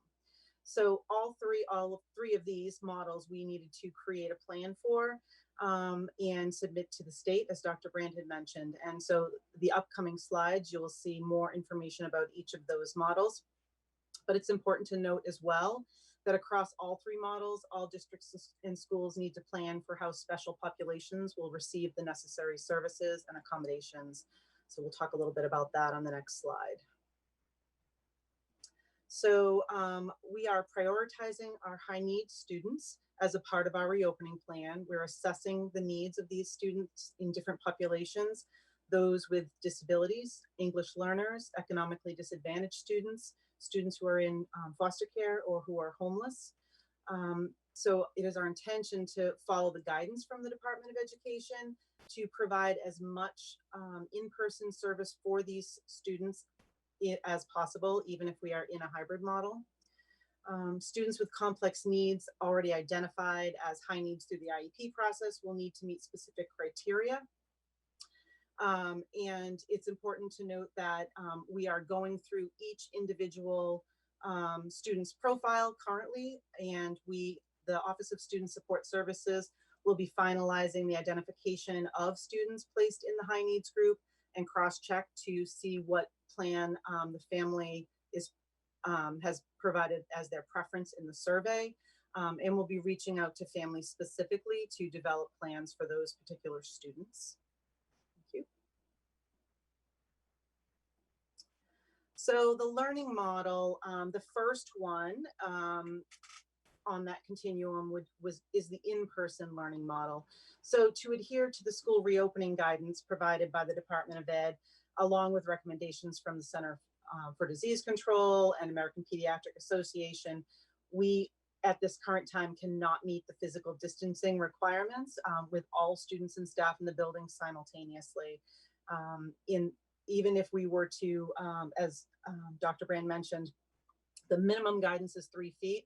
It still would not allow us, even if we were to move to that 3-foot distance, it wouldn't allow us to fit in the schools comfortably, knowing that students need to take masks off for lunch and snacks. So we ran into significant issues with fitting into classrooms, the cafeteria, and busing. So many logistical challenges if we tried to move into that model. So we quickly assessed that and moved on to the next least restrictive model.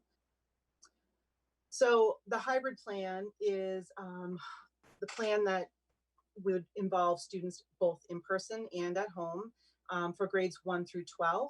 So we are proposing, if we are in a hybrid model, that it would be 2 full days of in-person learning where half of our students would be in school Mondays and Thursdays. For the sake of conversation, we're referring to them as cohort A. And 2 full days of in-person learning for the other half of students would be on Tuesdays and Fridays, cohort B. The other 3 days of the week for each cohort will be used for remote learning. So each Wednesday, students from both groups will interact together with their teacher remotely in the morning for half of a typical school day. So that would be synchronous instruction with both groups of students together on Google Meet with their teacher. Asynchronous learning materials will be provided for the remainder of the day for that afternoon. If the entire district must switch to fully remote, all students will transition to remote learning with their current teachers. So if we are in a hybrid model and we switch to remote, the students would stay with the same teachers. Siblings will be scheduled in the same cohort if a family elects to have both of their students participate in a hybrid model of instruction. So we will operate as closely as possible to a regular schedule at each school, recognizing that there will be need to be some flexibility for additional time for mask breaks, hand washing, hygiene. Everything will take a little bit longer, learning how to maneuver around the building. So those things we do recognize some staggering with arrival and dismissal, that type of thing. So, but for the most part, we would do everything we possibly can to emulate a typical school day. We aim to provide elementary students with as many of their typical courses as possible, and every effort will be made to offer all courses to our middle school and high school students, the courses that they select, but some schedule limitations may be in place. At-home learning days will include a combination of assignments and classwork to be done at home, all of which will be leveraged through a more robust learning management system. And here we're referring to Google Classroom. Many people used it in the spring, but we have upgraded our account and we will be using Google Classroom, the Google Suite, hopefully seamlessly in the fall. So here is an example, a little bit more detail of what that means about the cohort model that we've selected.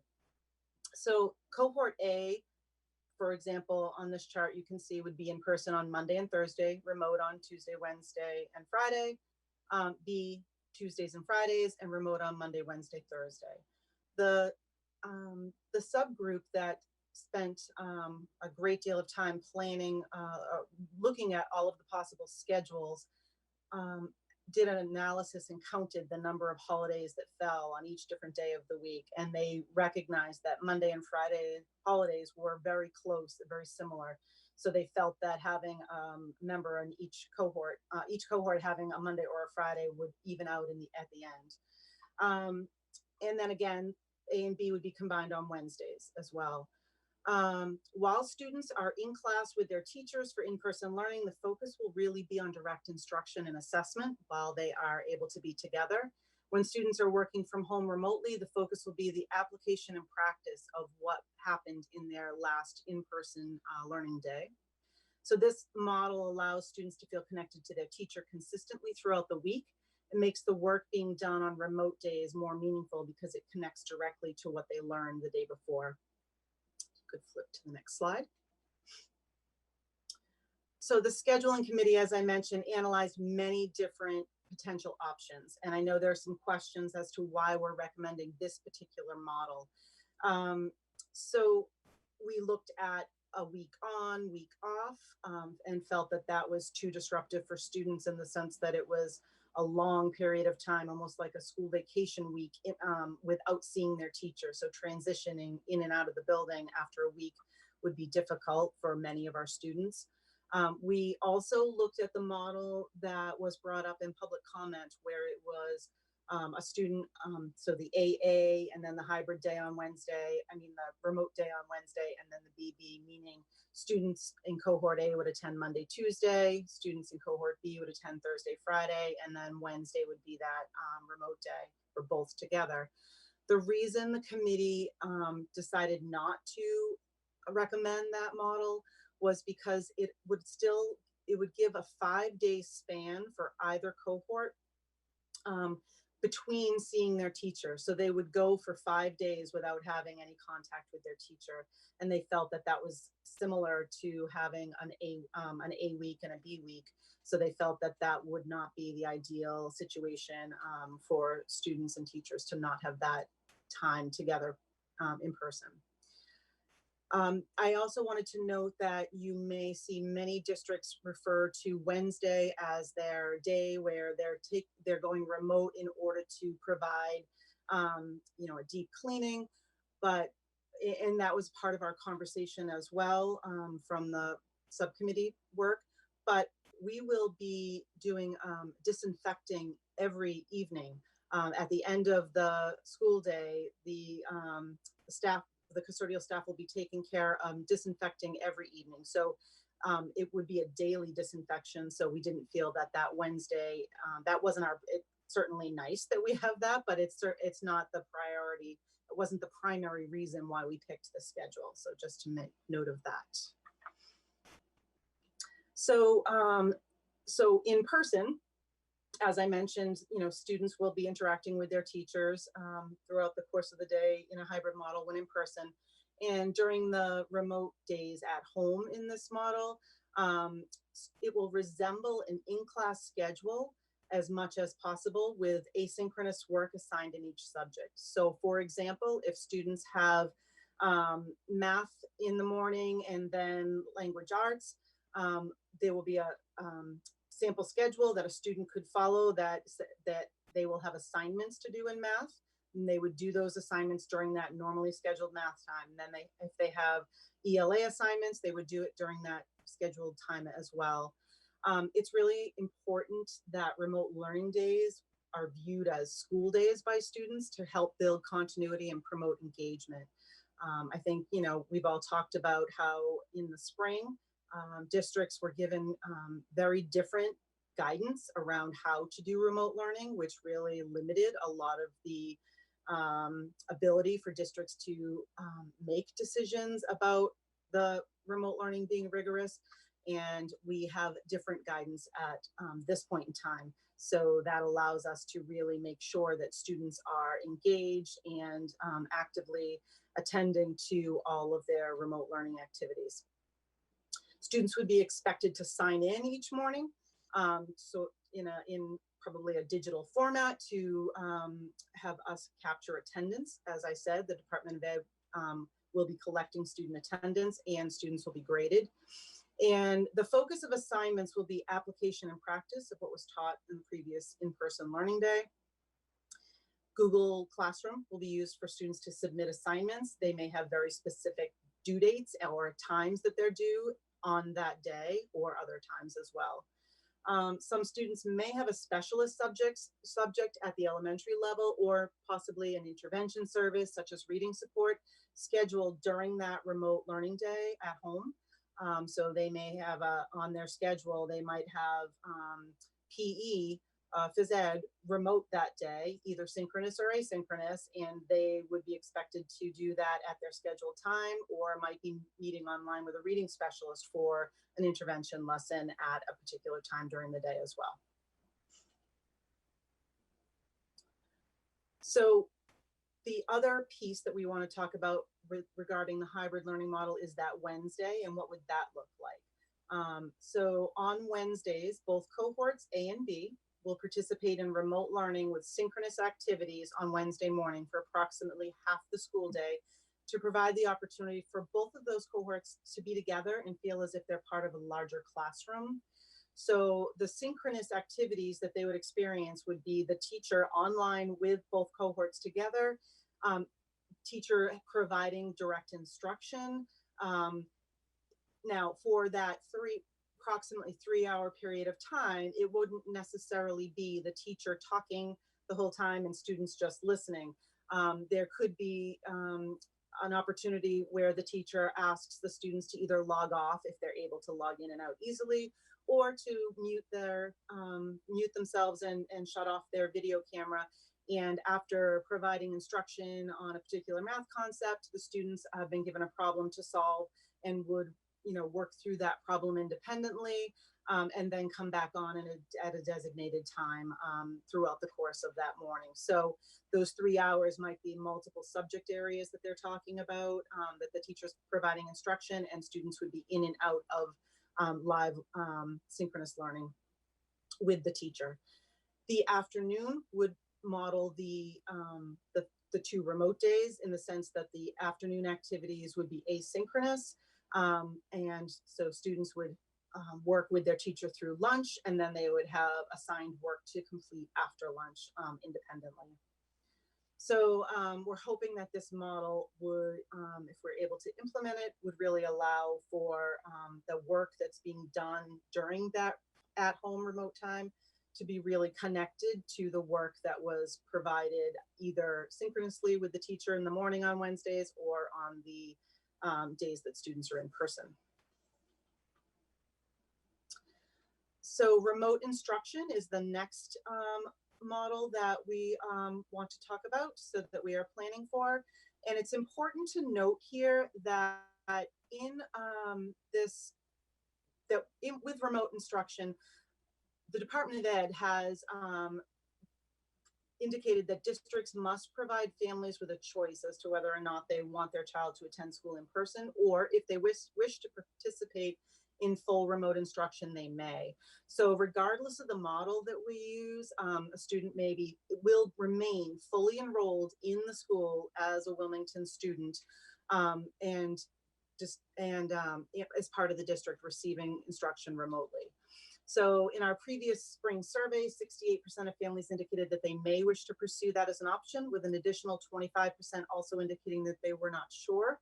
It's important to note that elected remote learning is not the same as homeschool instruction. If it's elected remote learning, the instruction and the materials will be provided by a teacher, whereas homeschool, the curriculum is developed by the family. There are a number of factors to keep in mind related to elected remote learning. Students who are a part of a grade level cohort or fully remote students will not be a part of the A or B cohort of students who have elected to be part of the hybrid learning model. So they would be considered a separate cohort. Students who opt to participate in fully remote learning will be placed into this third cohort, cohort C. Whenever possible and contingent upon staff availability, students participating in an elected remote learning model will receive instruction from a Wilmington teacher. That is our top priority, to ensure that students in this model are assigned to a Wilmington teacher. However, staffing is a variable that we will have to consider. Our current plan is to make every effort to have elementary students in cohort C have the same courses as those of their peers and what they're receiving. It'll all be the Massachusetts frameworks that we need to be delivering.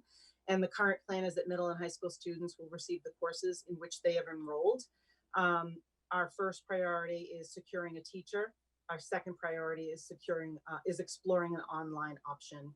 We are very optimistic that we would be able to fully staff all students and meet their needs through our Wilmington Public School teachers. However, there could be situations where a particular course, for example, maybe at the high school requires a particular license and we don't have that teacher available. We would want to provide the option for that student to continue to participate in the course that he or she wants, even if we are unable to find a Wilmington teacher to teach it. So we would explore other online options to allow for that student to continue to take that course. So some of the questions we've been hearing are, if I opt for remote learning for my child, why can't my child participate in the live instruction by viewing it from home? So the live instruction meaning that which is happening in one of the cohort A or B sessions when the teacher and students are live. So we have the subcommittees, technology subcommittee and teaching and learning subcommittee, both really looked at this as a potential option and investigated in depth to see if this was something we could do. But we do not really have the appropriate staffing levels or the technology to be able to have students live stream from home. And we don't believe that the experience would be as positive for the student at home, given the limited ability to interact with their classmates and the teacher in that setting. It's very difficult to, teachers will have 100% of their attention on the students in front of them when they have students in their classes, and would be unable to do both by connecting with students who are virtual on a screen, on a laptop while they're trying to teach. Another question that comes up frequently or has come up frequently is, can I start in one model and then transition to another during the school year? Absolutely. We recognize that family circumstances may vary throughout the school year. Families will be provided with the option to change their decision around the placement of their child in a specific learning model. However, we will need sufficient planning time for a child to move from one model to another. We need to be sure that we can make that transition successful for all involved. So it will just take us some time to make that shift. And we will do our best to make sure that we are able to get that child successfully transitioned into their grade level. As I mentioned before, in the spring, we certainly had challenges across all of the country, but I know in this area, we certainly all struggled with building the plane in flight, if you will, with dribs and drabs of guidance coming in at different times, which made it really difficult. We know that in a remote learning model going forward, if we are in that remote learning model at any given time, it will be a very different experience than we have experienced in the spring. So students will be synchronous, scheduled regularly with their teachers throughout a full day of school. The school schedule will, the start times and end times will be the expectation for remote learning. And students will have breaks throughout that synchronous scheduled time for application of assignments, check-ins, lunch breaks, that kind of thing. But the expectation really is that Students will be engaged with their teachers through Google Meet and Google Classroom and online regularly with their teachers throughout the day. Instruction will include all content areas included in the Massachusetts curriculum frameworks. And as in the spring, students will be equipped with Chromebooks, either provided by families or loaned to students from the district. Hotspots will be provided to families who need wireless access. There's been a tremendous amount of different online licenses that we have purchased, and the committees have researched and recommended that will support whether it's hybrid, remote, or when we're fully in person, different models, different technology tools that teachers will be able to use with students that will really help make remote learning or hybrid learning that much more flexible. As I mentioned, attendance and active participation are expected, and it will be tracked. The consistent schedule of synchronous instruction times will be communicated to families weekly. We know that that was confusing for families with multiple children having all different schedules. So teams would work to be as consistent as possible in a remote model, making sure that communication was very clear as to what time students need to be signed in and what the, how they access the Google Classroom to do so. And when this presentation is posted, if you want to take a look at the DESE Guidance Fall Remote Learning, it's also already posted on our website. So as I mentioned before, we are really planning 3 different models, but given the fact that we made the decision that the full in-person model wasn't something we could do at this point in time, our energy has really shifted to thinking about hybrid and remote.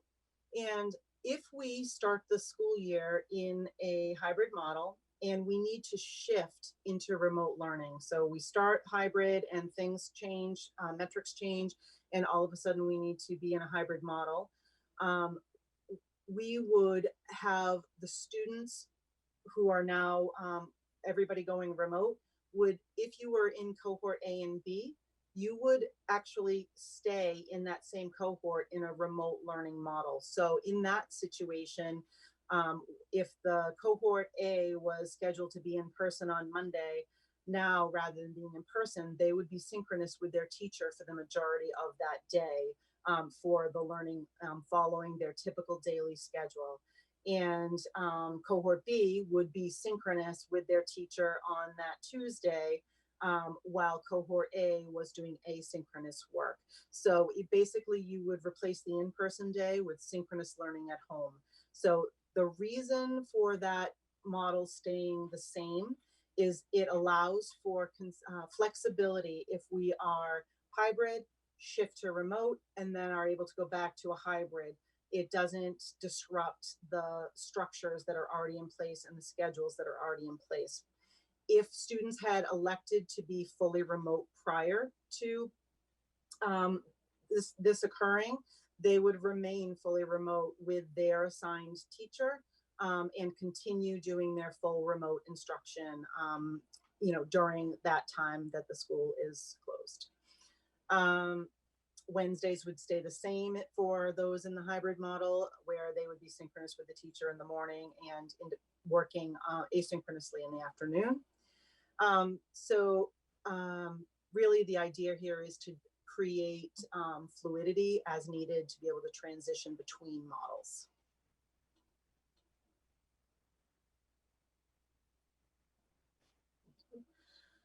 If we are to start the year in a fully remote model, it would look a little bit different.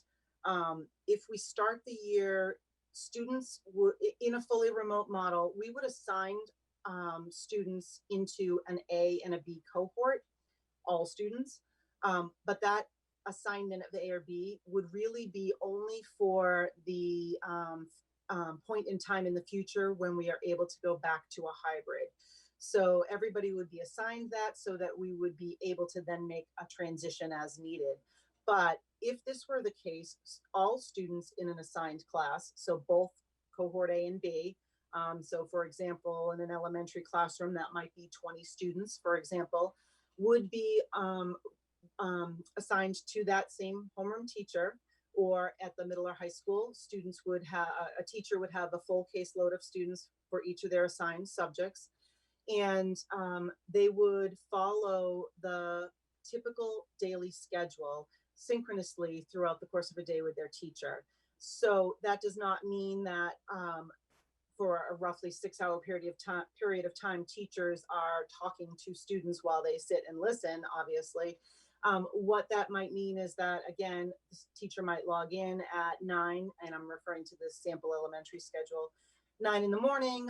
There might be a 15 or 20-minute online math lesson. Students log off or stop video and camera and mute themselves, do part of the activity, log back in. Then you can see in this elementary sample, there's a snack break. Then they might log back in at 10:15 for their language arts lesson. Again, log out for lunch, log back in after lunch for a foundations lesson. Art would be offered, with all the different specialist subjects we would try to offer remotely. Some of it would be remote, synchronous. Some of it might be asynchronous as well, depending on the content. And again, throughout the course of the day, following along that schedule. So students would be engaged actively with their teachers on and off throughout the whole day. This would continue for the full 5 days in this synchronous model. And if you flip to the next slide, there are examples showing a sample middle school schedule and high school schedule, which would follow the same model. Students would log in with each of their individual teachers throughout the course of their day that they typically be assigned. Flip slides. The pre-K and kindergarten, we are recommending that the plan for Wildwood and Boutwell includes a half-day program with a morning and afternoon sessions. Each of these sessions would be 2.5 hours long. We would have a 45-minute break in the middle of the day for transition and cleaning. This model would really provide age-appropriate curriculum while adhering to the state guidance and restrictions, consistent daily routine for our youngest students who are having, many of them, their first school experience. For our special populations, including students with disabilities and English learners, it would provide them with the necessary services and accommodations they require. And again, in this case, if they are considered high needs students, it would be depending on each of those needs, we would evaluate if they need to have more than half-day programming. It would allow for a smaller class size to help us comply with health and safety guidelines for our youngest students, really being able to provide an in-person experience for them, but making it a little bit more manageable with the smaller groups. If a fully in-person model if we're able to resume that as a district, we will certainly reevaluate at that given point in time our half-day model, and the district would reevaluate that as well. If families opt for in kindergarten for an elected remote model, the students would participate in synchronous learning following the same school schedule with the half-day synchronous work that we're talking about that would be provided during the in-person learning. So here's a sample kindergarten schedule. And again, in all of the schedules that have been shared to this presentation, note that the times are specific to one particular school. And but if your child is in a school where the start and end time is different, it would be consistent with what that start and end time has always been. These samples would just be from one particular school. So here you could see that the morning session in this particular building would be a morning start at 8:45, and then they would work through their morning meeting and math, bathroom, snack, and outside time, and literacy block. So the primary focus would be math and literacy for content areas. However, the other content areas can and will be embedded. So science within the math or in literacy and social studies concepts as well can be embedded, but the primary focus will be providing these students with a rigorous opportunity for math and literacy every day. And then you can see that the PM session mirrors that for the afternoon with that 2.5-hour session. So for the preschool and kindergarten, we are hoping to have an orientation scheduled for the morning session of pre-K on the September 16th. The afternoon session would be on the 17th. And then kindergarten would be the morning on the 16th and afternoon on the 17th as well for orientation. And then the first day of school for pre-K and kindergarten students would be September 21st.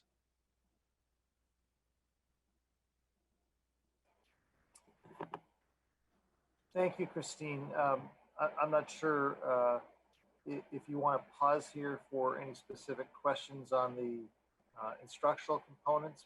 Is that all right to do? Yeah, I think that makes sense. Okay. Is there any questions?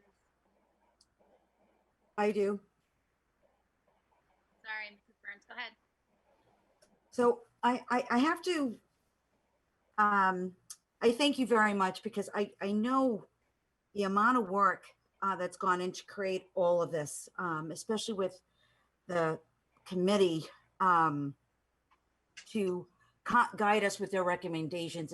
It's no words cannot express my appreciation and the amount of time and work and research that's gone in to create these recommendations and to set up these plans. But I think my biggest concern going forward, I like the hybrid theory. That ideally would be my preferred position. But what I'm concerned about with regards to what has been created is an equity of access to education, especially as it relates to cohort C, and the inability to provide synchronous learning for cohorts, especially for, I think my biggest concern goes to kids who are not independent learners, and how those asynchronous days would be beneficial. My other concern is the reality that as we are in this phase in the state, more parents are being pulled out of the home and having to go into work. And speaking with some experience, I have a stepdaughter who is in a similar situation with childcare issues now because of that, and the state of remote learning in her state. I am really concerned because even those students who may not have come up as high needs or are on IEPs or 504s, I'm concerned that there's a lack of equity regarding access of instruction. I do understand and very much respect the transparency behind why synchronous learning can't happen, but it doesn't mitigate the fact that we need to provide equity to all students to be able to access it. And those in cohort C should not be impacted in that capacity. I don't know if there's other thought processes with regards to it. I know that some students sometimes have to review, and I'm thinking about, I think our youngest, more dependent learners on instruction. I mean, I know there's been discussion around videotaping classes and things of that sort, but I just didn't know if there were more, even over time, instructional videos of these lessons that could be accessed, because you've got parents who are trying to figure out what their child needs to do and needs to learn. And I know that on Google Classroom, I'm sure it's all laid out, but if parents don't understand, I'm not sure what access they may have in order to try to support their learner, you know what I mean, at home. I don't know, it just doesn't settle well with me. So if I can address your question, particularly around cohort C. Cohort C would be synchronous with a teacher for the majority of the day. They would not be doing asynchronous learning. If a family elects remote learning completely, it would model a fully remote day, which would mean 5 days a week synchronous with a teacher. It doesn't mean 6 hours sitting and listening to the teacher. It would be that on and off throughout the day, but it would be scheduled. So if families elect C, they would have full synchronous learning. If they are in remote, if they elect remote learning in cohort C. Okay, but then where does that put cohort A and cohort B on those gap days, Christine? That's my, you know. So that would be there's give and take, I guess, with every model, right? There's pros and cons to each. So the benefit of the in-person hybrid is that you have a face-to-face contact with a teacher, their ability to be with other students and have and then have flexibility for some students actually excelled in being at home. We heard stories of that as well. Students who thought this is the better model for me, and who may have had issues in person and then did better when they were home, having more of a flexible, schedule, that kind of thing, working from home. However, so the drawback for some would be that it is more independent learning on those at-home days if you're in the hybrid model. Well, my concern is those who may not have exceptional executive function skills. It's granted, you're right. I think my concern is, and I've had a lot of time to crunch about this, and I'm trying to find my way. It's, stepping off on my, I'm trying to find the most balanced approach that meets the bar for students. And I just, and I understand what you're saying, Christine, and I'm not saying it's a horrible plan by any means. I just don't know. I'm just concerned it's not going to meet a number of our students, and sometimes, I mean, this is all new, and there's going to be an ebb and flow as we continue to proceed, and we're going to learn. And I hope we have flexibility in feedback, and I'm sure we will in refining this.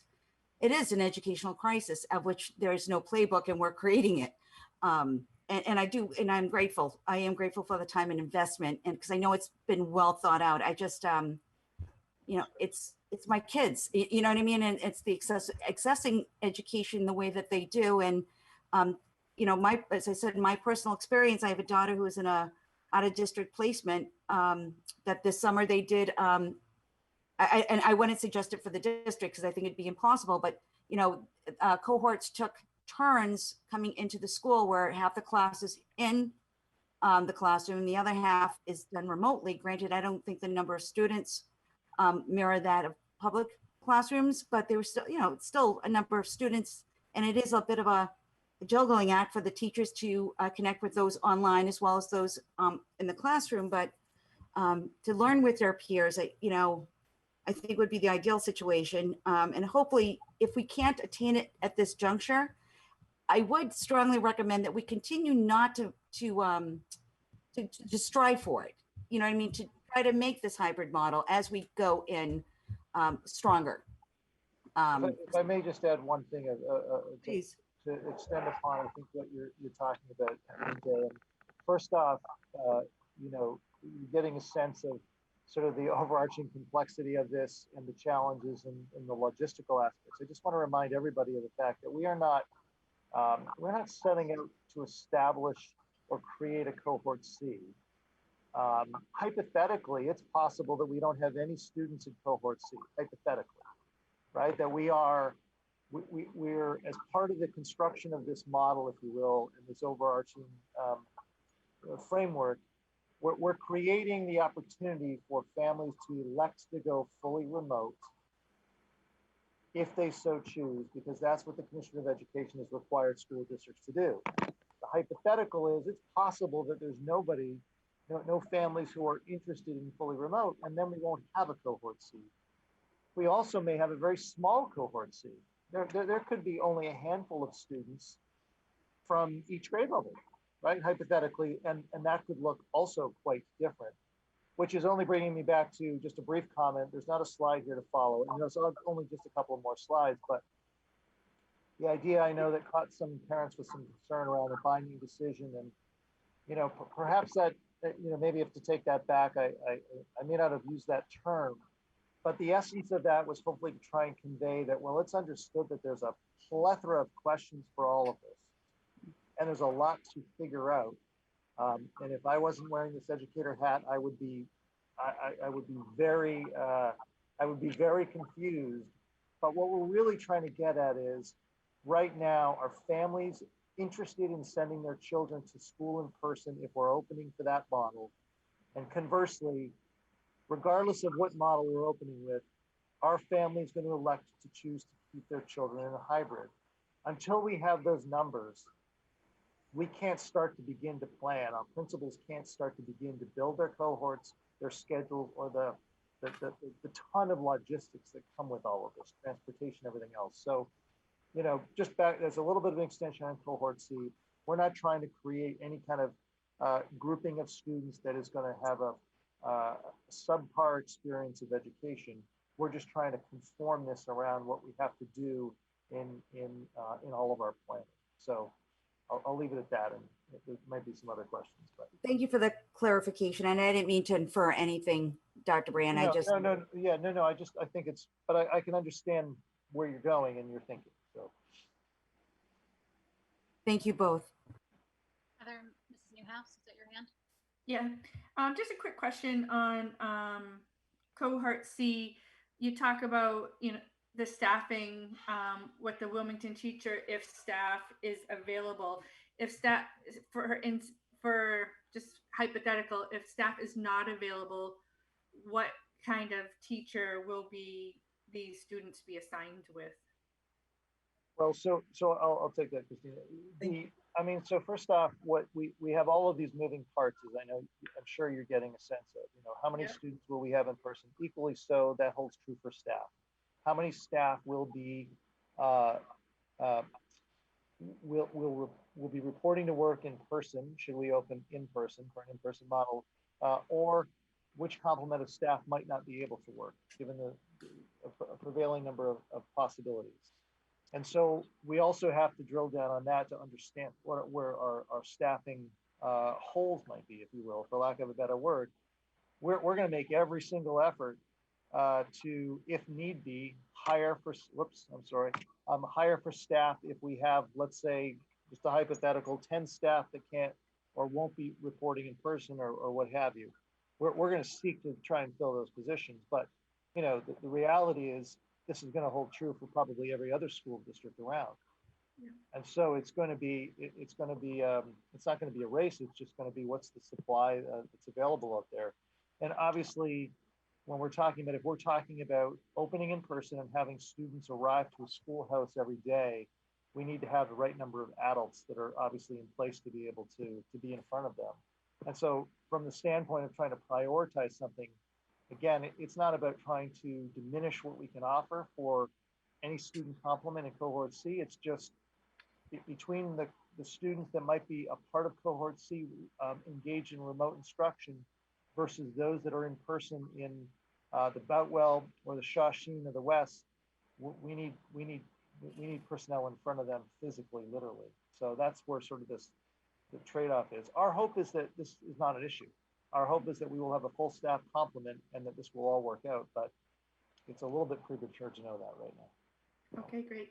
And then I may have missed it, but if the numbers go up and we need to go full remote across the whole district, is there a remote plan for kindergarten students as well? I didn't see a remote plan for them. Yes, they would continue. They would go into the same remote mode following their daily schedule of that half day. Okay, sorry if I missed that. Thank you. Mm-hmm.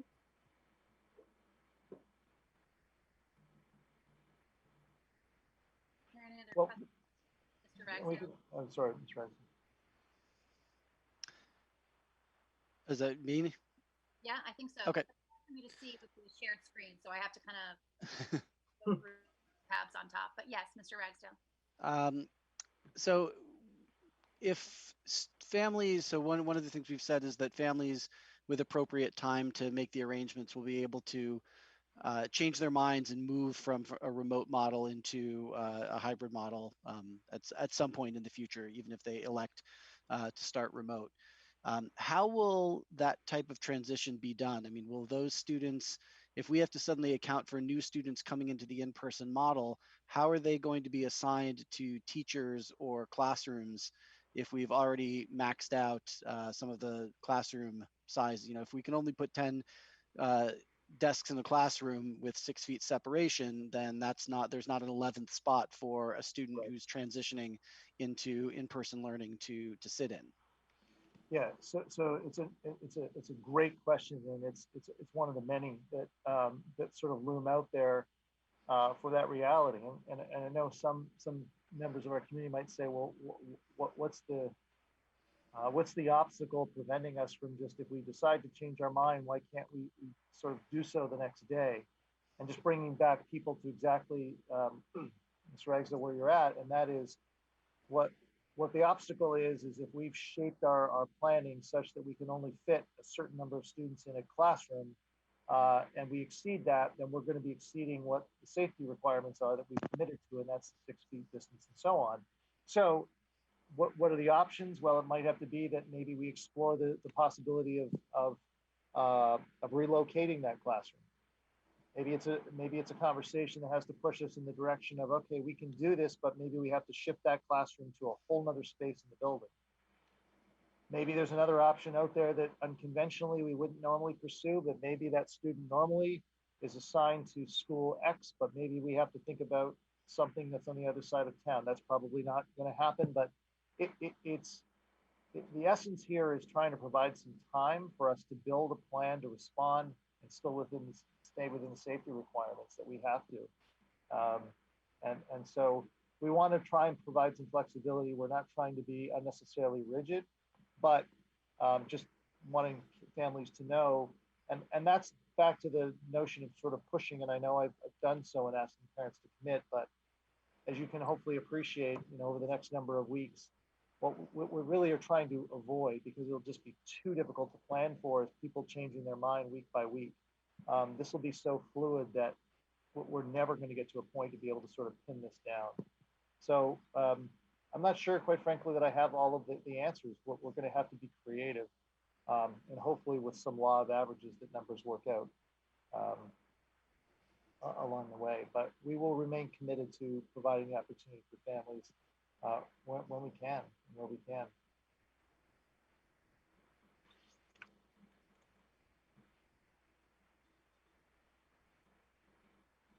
I have a quick question. So in the hybrid plan, it seemed like IEP section was a little bit separate from the pre-K and K section. So if I have a pre-K kid on an IEP, which section should I be looking at? So the high need students, regardless of age span, would be given a higher priority for more in-person learning, and a plan will be developed specifically for the high needs. So regardless of the grade, that would prevail as where you should be focusing. Okay, and is the criteria for that, or I mean, does that include all children on IEPs, or is it sort of assessed individually? There are different criteria, and I don't want to misspeak. I know it is spelled out in the plan, but there are different levels of criteria that must be met. And the Director of Student Support Services right now with her team is going through every IEP or every high need student actually in the district and looking at IEPs to determine who actually technically qualifies based on the DESE guidance. So it is included in the full plan, and the link to more information is in there as well. But that information, they're going through as we speak. Okay. Sorry, I can't see any of the people. This is questions for school committee members. I'm not able to see all of the members. So, or do we still need this screen share, Dr. Brand? I have a handful of slides more, so let me just press through if I may. Is that all right? Okay, it's very difficult for me to see, and it's going to be tricky. Okay. All right, let me just finish up here, and certainly if there are some more questions, we can certainly come back to the instructional program. So, school calendar. Just to put some context here in terms of just if you will, set aside the hybrid and the remote for a moment. Here's some important information to make sure people are aware of, in case you're not. The Commissioner of Education did quite recently reduce the number of school days in Massachusetts. Minimally, it's 180 days. He put forth specific guidance and made a decision to reduce the number of school days to 170. And I think that is such a welcome change. And I say that because there are so many things to attend to from the standpoint of training and professional development. In any given year, typically in our district here, it varies from district to district, but here in Wilmington, we have one day in which to welcome back staff and really prepare for the opening of school. In the best of circumstances, that's not enough in my opinion. And so this move has, what it has done essentially is it has sent the signal to say to districts and to school committees as part of the calendar piece, we know that this time is needed, and that's so important. So consequently, right now the calendar will see staff returning on Monday, August the 31st. It otherwise would have been September the 1st for students, but because of this shift, what we're talking about is the beginning of school on September 16th. And I do think that this is an important piece to underscore here, and that is that regardless of the learning model that a district is planning to open with, September 16th is the date in which the commissioner expects school to formally begin in Massachusetts in public education. It can start before then, but that's the date in which he is expecting that school begins. The first day of pre-K and K for us in the district, always a little bit behind, is scheduled for September 21st with this calendar. The final piece on the calendar is that last bullet. And because of the shifts here that are ongoing, it is necessary for you as a school committee to revote this calendar. You'll recall that, as is typically the case in the spring, you vote on the final calendar. You've done so for the 2021 school year, but because we've got some adjustments that have to be made, my intention is to bring that back to you at your next meeting scheduled for August 26th. But I wanted to take this opportunity to make sure families are aware that as all of this planning and all of this exploration is ongoing, school will be delayed through until the start of Wednesday, September 16th. So let me also, somewhat related to the calendar, talk a little bit about this idea of phased-in reopening, which for those that had a chance to take a look at the plan, you'll have seen that. And I do hope that members of the community know that I'm well aware of the fact that we are operating here on a different schedule. Normally, we like to have these kind of documents and information out to the community well ahead of the school committee meeting. The fact of the matter is, our committee is just getting this as well too. And this is just no shortage of efforts to try and build this plan, but hopefully members of the committee and community know that there's just so much that's obviously going on right now to build it, that it is, we're compressed for time. In the plan, there is comments specifically about a reopening, a phased reopening. And so, as I mentioned, September 16th, school begins, regardless of what learning mode that a district is pursuing. This should hold true across the state. You might see some schools that start earlier, school districts, but I would suggest to you that a few will probably be September 16th. And the commissioner has said that it's going to be a rare circumstance in which he is going to issue any kind of waiver to alter that start date. What I'm proposing to you as part of this plan is that we prepare for a hybrid operation based upon a number of contingencies, which I'll talk about in a moment, but that we do so with a phased-in approach. And that phased in, meaning that after September 16th and thereafter, I do think that there is value to be had, benefits to be had in allowing a little bit more time to ramp up for a movement towards a hybrid model if we're able to. And I'll expand upon that in a moment. So such things as what I would suggest would be the benefits are the opportunity for our staff and our school leaders to test out and actually walk through with a subset of students our protocols and procedures. It certainly is a huge adjustment for staff, as I'm sure everyone can wrap their head around. It's more than just wearing a mask. It's more than just cleaning your hands. It's really altering how we conduct business in the school setting. Classrooms have to be revamped. Student flow throughout the building has to be revamped. Where and quite literally almost how students are eating lunch. Maybe that's a bit of an exaggeration, but certainly where and how they're going to be scheduled all has to be changed. And so there's an awful lot that's at play here. And obviously a little bit more time to continue to monitor the metrics. And so this is what the plan within that larger document that is available on our website and that has been shared with our staff and the committee. This is what currently is being proposed. So this view here is on the left side is the week of September, and then the respective cohorts. And we've given thought to this, and the thought really hinges around if we're going to head in this direction of a hybrid model, even within this phased-in plan. Let's adhere to the days of the week and the Wednesdays off to shape everyone's sort of adjustment, if you will. And so really what the plan here, a lot of numbers and letters I know floating around, but really if you break it down, what it's really suggesting here or proposing is that we will have in each building, with the exception of a couple of days at the high school in which we're going to have to, this plan, if we were to hold, doubles up. It allows for one cohort in one grade level at a time to be in a school. One cohort, one grade level at a time. So it's a very, we obviously don't know exactly how many numbers we're going to have in the hybrid model, but in each cohort, sorry. But the thought here is that there's a couple of benefits.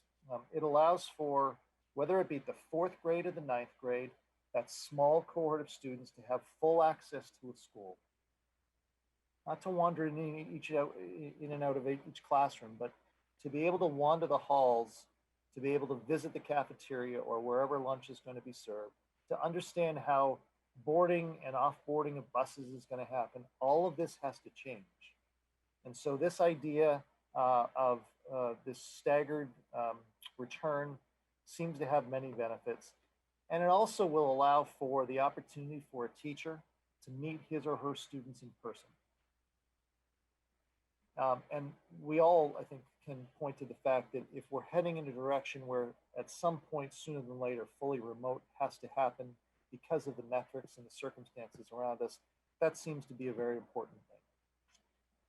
So that's part of the thinking right now.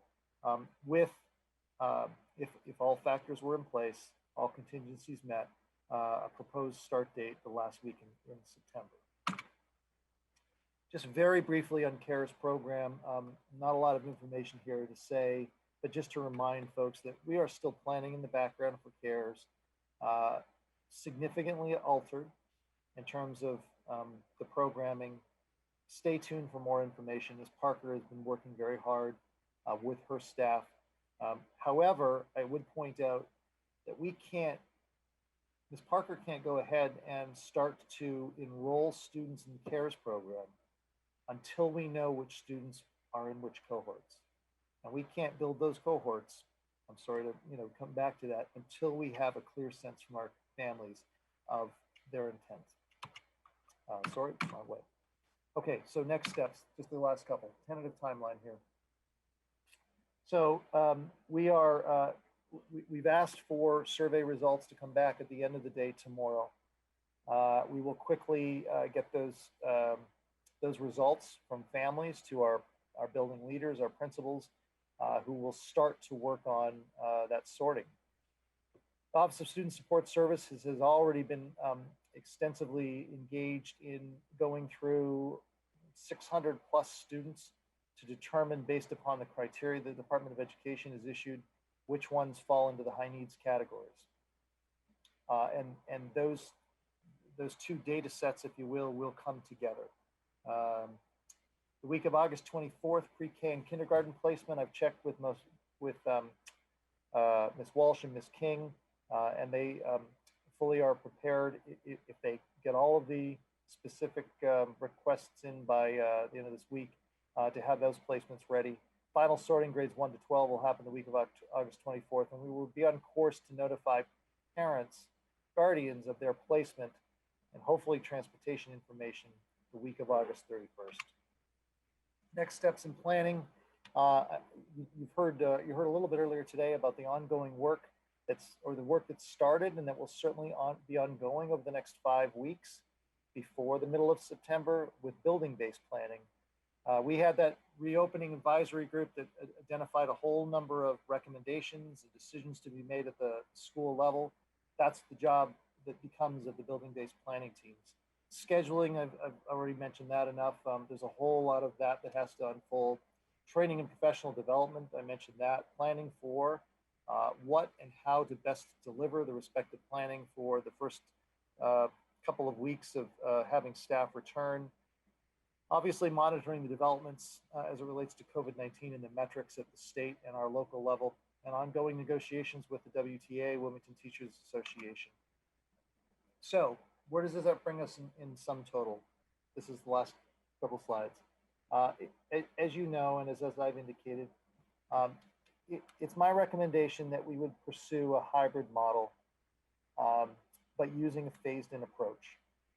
However, and this I would stress, and hence why it's underlined, there are, as we sit here right now, August the 12th, a great number of factors that I'll put under the title of safety and readiness that I do think absolutely have to be in place before we can entertain the possibility of opening or switching, however you wish to describe it, to a hybrid model. In no particular order, I would suggest these are those. There are protocols and procedures that we've established. I've alluded to those before. They're in our document, the reopening plan. They're in the document as part of the staff document that I highlighted earlier. But we need to make sure that those are tight. We need to make sure that those will effectively allow us to manage students, whatever building it is, and make sure that we can do so in a very comprehensive way. I've talked about the HVAC earlier. There's assessments that will be forthcoming. There may need to be work that has to be done. And if that's the case, that will have to be done. And it certainly will need to be before any reopening. I did mention earlier PPE. Much of that has been delivered. If there's anything that's deemed essential for any of our staff to use, that could hold up the operation person of a program or a school, or certainly on a broader level, the district. We talked a lot about metrics. Those obviously will become very, very important to the ongoing operation of any school in the Commonwealth. We're no exception to that. At any point in time, obviously, any decisions by state agencies could redirect our path that we're on. I've mentioned also appropriate staffing levels. We simply do not know right now the staffing that we will or will not have in place. And obviously, if we have if we don't have a sufficient number of teachers and staff to accommodate our students, that's going to be a hindrance on our ability to open, and negotiations, as mentioned previously. So that, I won't say that's it, because I know that that's an awful lot of information. I'll just use the opportunity to put in as a plug that we are going to continue to welcome questions that members of our community might have regarding this reopening. And we will do our best to work to continue to gather reasonable responses to those. We may not be able to we won't be able to get back to everyone individually, but we'll certainly try and compile those that have been shared with us. And with all of that said, I certainly welcome questions from members of the committee. Questions from the school committee? I'm going to leave that slide up just for another minute so the public can see the reopening email, wpsreopening@wpsk12.com. But then if you could unshare your screen, Dr. Brand, that would be helpful. Thank you. Questions from the committee? Mr. Ragsdale. I'd like to go back a little bit to the learning models and to the issue with cohort C. I think that there's unquestionably going to be families that that choose remote learning. Many families have already reached out and indicated that they have done that. So there's a question, of course, about the size of that cohort, and that naturally is going to, affect how many teachers we need for the in-person versus the remote instruction. But I share Mrs. Burns's concern about making sure that that families that choose all remote instruction receive the the full benefits of a Wilmington Public Schools education, and that I think that we can't just say that, well, the commissioner is making us offer this option, and so we'll offer it and we'll do our best. I think that we really have to have a commitment that these are Wilmington Public School students, and that we need to make sure that every bit of educational equity that we are able to provide is provided to them. That they, everything from being assigned to, are they going to be assigned to houses in the middle school? Are they going to be able to continue with, enhanced math learning, that if they've previously been in that for their in-person instruction? And I absolutely understand that, much of this is going to be figured out when we know people's decisions and can figure out the staffing levels and who we have available to do that teaching, and that we have are going to make every effort to make sure that they have a full, true Wilmington Public Schools teacher in every opportunity. But I think that that's a really crucial piece of the puzzle that we're working with, and that we have to consider that cohort of students every bit as worthy of our attention as the cohorts A and B.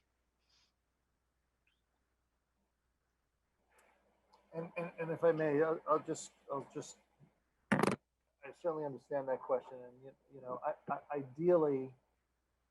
ideally this would all work out if we have a complement of our staff who may not be able to work in person but is able to work remotely, or we can assign, if we have all staff in person, we will assign and we will assign staff to cover all of these bases, all of these cohorts, and there would be no less of a priority. And so I do appreciate the question. I don't want it to seem like we are or would not be prioritizing and considering our students who continue to be enrolled in Wilmington Public Schools as part of cohort C as any less than those students who may be in cohort A or B. It would not be the approach that we would be taking. So. Thank you. Other questions? Mr. Samaha.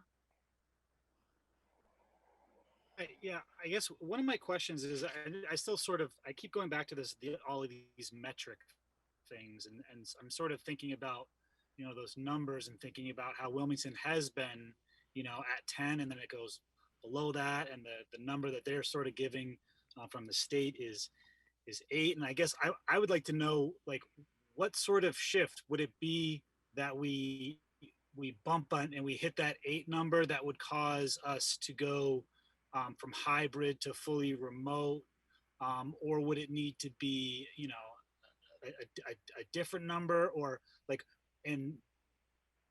or would that number have to be sustained for like a certain number of weeks? I guess that's the part that is confusing to me about it. So I don't know if you could give some more information on that, if you have it.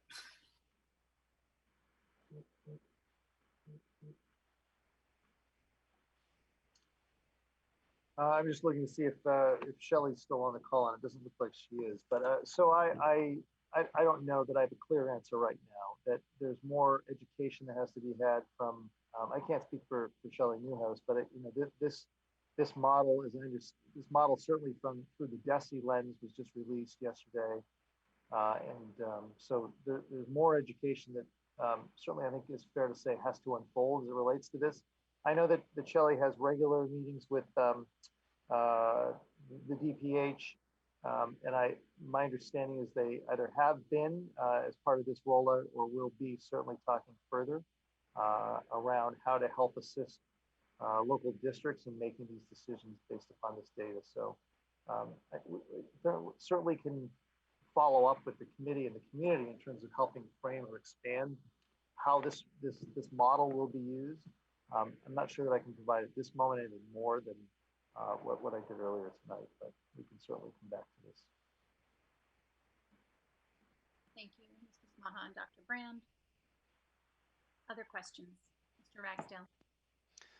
So thinking about the our hybrid model in which we have our in-person instruction on Monday for cohort A, and then they're doing remote instruction on Tuesday, and then it's the reverse for cohort B.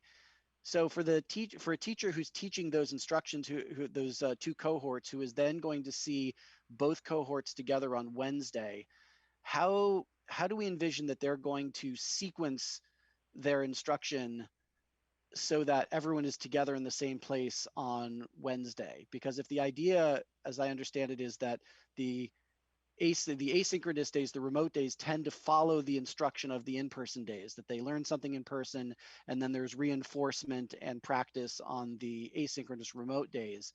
But if you have cohort B that's having their Monday is a remote asynchronous day, and then their live instruction is on Tuesday, and then they're meeting all together with the rest of the cohort on Wednesday, how are these two classes sort of kept in sync? How are those cohorts kept in sync? So the thinking there is that on Wednesdays, it would likely be new content that is delivered to all students in the morning, and then the afternoon would be the application of it. So it might be a completely different subject or topic that they would focus on in the morning. So on that Wednesday morning, so that they're already looking at how so for example, in language arts, they may be having the focus of their ELA block in an elementary grade be reading and writing instruction, and they may be spending more time on Wednesday doing a phonics lesson with the whole group, or something like that. So something a little bit different that everybody needs. So there's been conversation at the high school about, if they're immersed in a novel or something along that line, that they're using that day to pull in other skills and things that they need so that everybody's getting the same amount. It does create a gap for students who have their instruction on B that would then do their daily application, so they have it on Tuesday, and then they'd have their application on Thursday of what they learned Tuesday. So there is a little bit of a delay there, but the thinking is trying to pace to provide new instruction on that day. Okay, and do we see that the students who have their second in-person day on Friday are going to just have their follow-up on Monday for their next asynchronous, for their next remote day on Monday, that there's going to be that weekend gap in between? Are we concerned about having that gap, that they're not, I mean, they might do homework over the weekend. I mean, we have, that's certainly normal, but to make sure that they are close enough to their in-person instruction that they're still able to follow up on it. Right. And I mean, I guess it really varies by the age of the student in how, in the ability to do that. But right. So it's certainly not ideal that it would be immediately following, but that was the recommendation from the subgroup.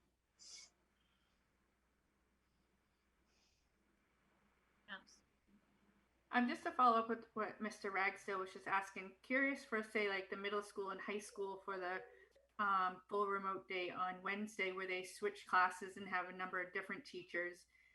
How is it going to be determined in those 3 hours, who they're meeting with? And So the conversation on that day is that they would be shortened classes, and they would, so roughly, I can speak to the high school, for example, right now. I know it's 7 or 8 classes of 20 minutes each, which would allow for the student to meet with everybody, each one of their teachers in the morning for additional instruction, most likely about what they need to do in the afternoon for that independent work.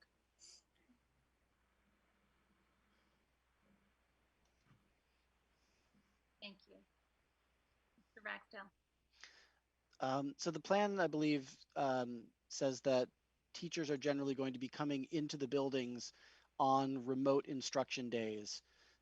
to deliver remote instruction. This is, I think, in the fully remote model, if we transition to a fully remote model, that they'll be delivering remote instruction from, from the buildings and classrooms. And I was wondering if you can speak a little bit as to the sort of the thinking behind this, and to what flexibility we might provide staff who would be better able to do remote instruction from their homes. Well, the thinking right now is that the ability to still provide for collaboration within and amongst staff, access to resources, just in general, the ability to help support, as we would if school was in session. That there are collaborations happening all the time within between teams, grade level department, the school as a whole, staff, and so you see the benefits from that. That said, certainly if there are staff that are or may be unable to work in person, then that's something that we'll have to explore.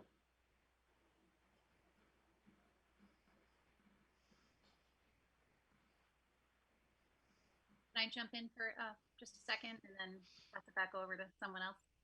I know you've mentioned a few times the PPE that most has been received. Are we able to see? Are we able to see maybe at our next meeting or prior through email, just a list of the PPE that we've received, how much we're waiting for, just so we can have a sense of what actually is still looming? If you want, I can tell you right now, if that's okay. I don't know. How long will that take? It won't take long. Okay. I just feel free.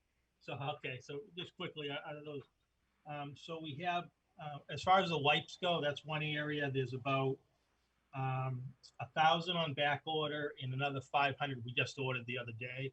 So we have over 500 tubs of wipes right now in our possession. We have most everything else. We did get 100 N95 masks. Doreen had purchased those, and those did come in. We are waiting for 90. We bought 90 mobile desk screens for certain service providers, and Alice and Student Support Services will, divvy them up as needed. So we just ordered them early August. They have not come in yet. And that's, there's a few items that we ordered just, again, early August for the medical waiting rooms, but everything else for the most part is in on the list you saw. So really the wipes are what we're waiting for the most part, but we do have, like I said, 500 tubs, if you will. Great. Thank you. I have a couple more, but I'll pass it over. Other questions from the committee?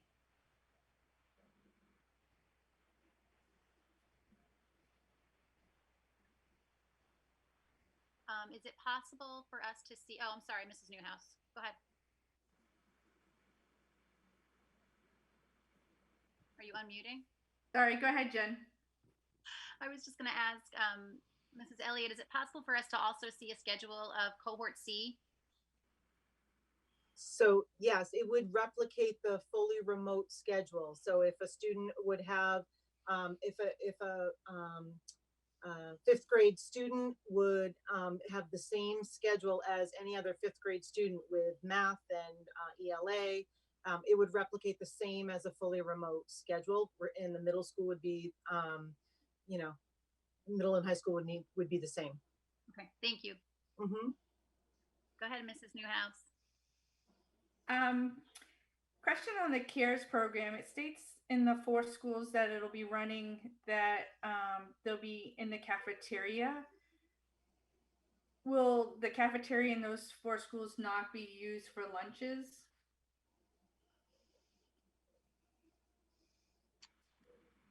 Paul, you can chime in, but I'll certainly, because I only say that Paul's been in conversation a little bit more with Sherry about this, but suffice it to say that those locations will be disinfected and cleaned after use.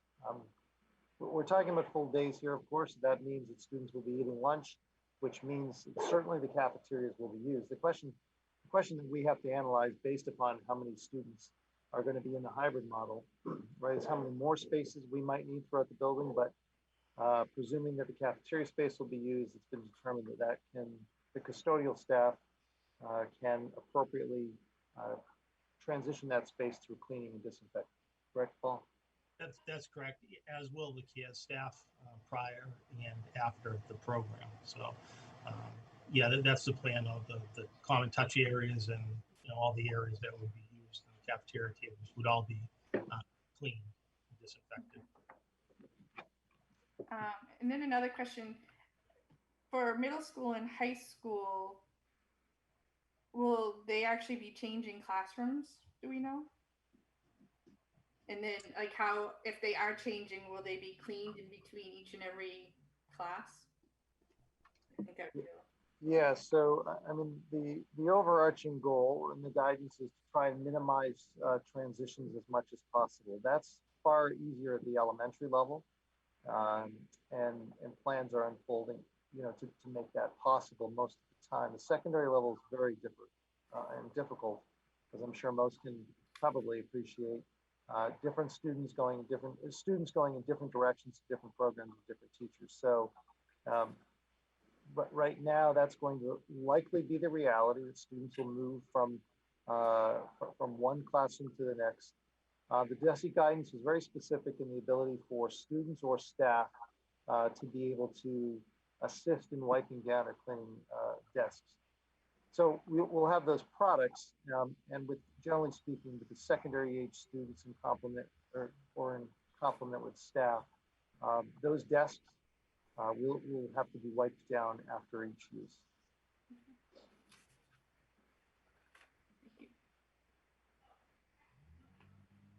Good.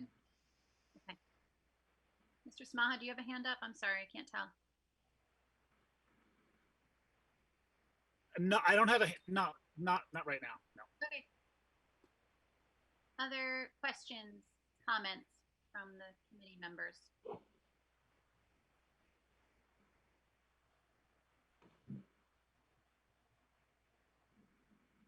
Mr. Ragsdale? Just to come back to a little bit of that transition, starting to, and I know we're not trying, that we've said that all of this micro planning has to go on at the building level, but that, I mean, it seems that that's going to, and we've talked about the time, there's going to be time built in for new arrival and dismissal procedures, but even just changing classrooms, if desks have to be wiped down after every class has been there, and then the students have to, basically leave, they have to leave the room before another class can come into that room if they're shifting classes, stay 6 feet apart, but then also not even necessarily travel as a group because they're splitting up into different rooms. I mean, this is just kind of starting to think through the level of complexity of even something that seems so simple as just changing classes. Just some students have to get up out of a classroom and walk to another classroom and sit down, while at the same time maintaining the 6 foot distance and making sure that there's cleaning happening on between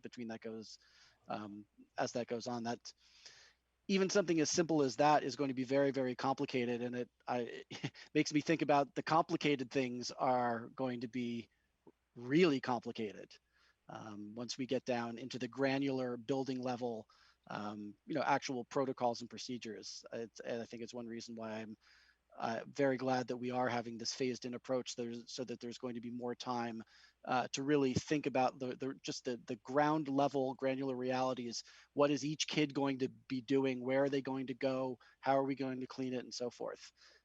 But there's, it goes to point out, I think, how much work is left to do. I mean, despite how much work has been done, there's as much work left to do just to figure out all the details.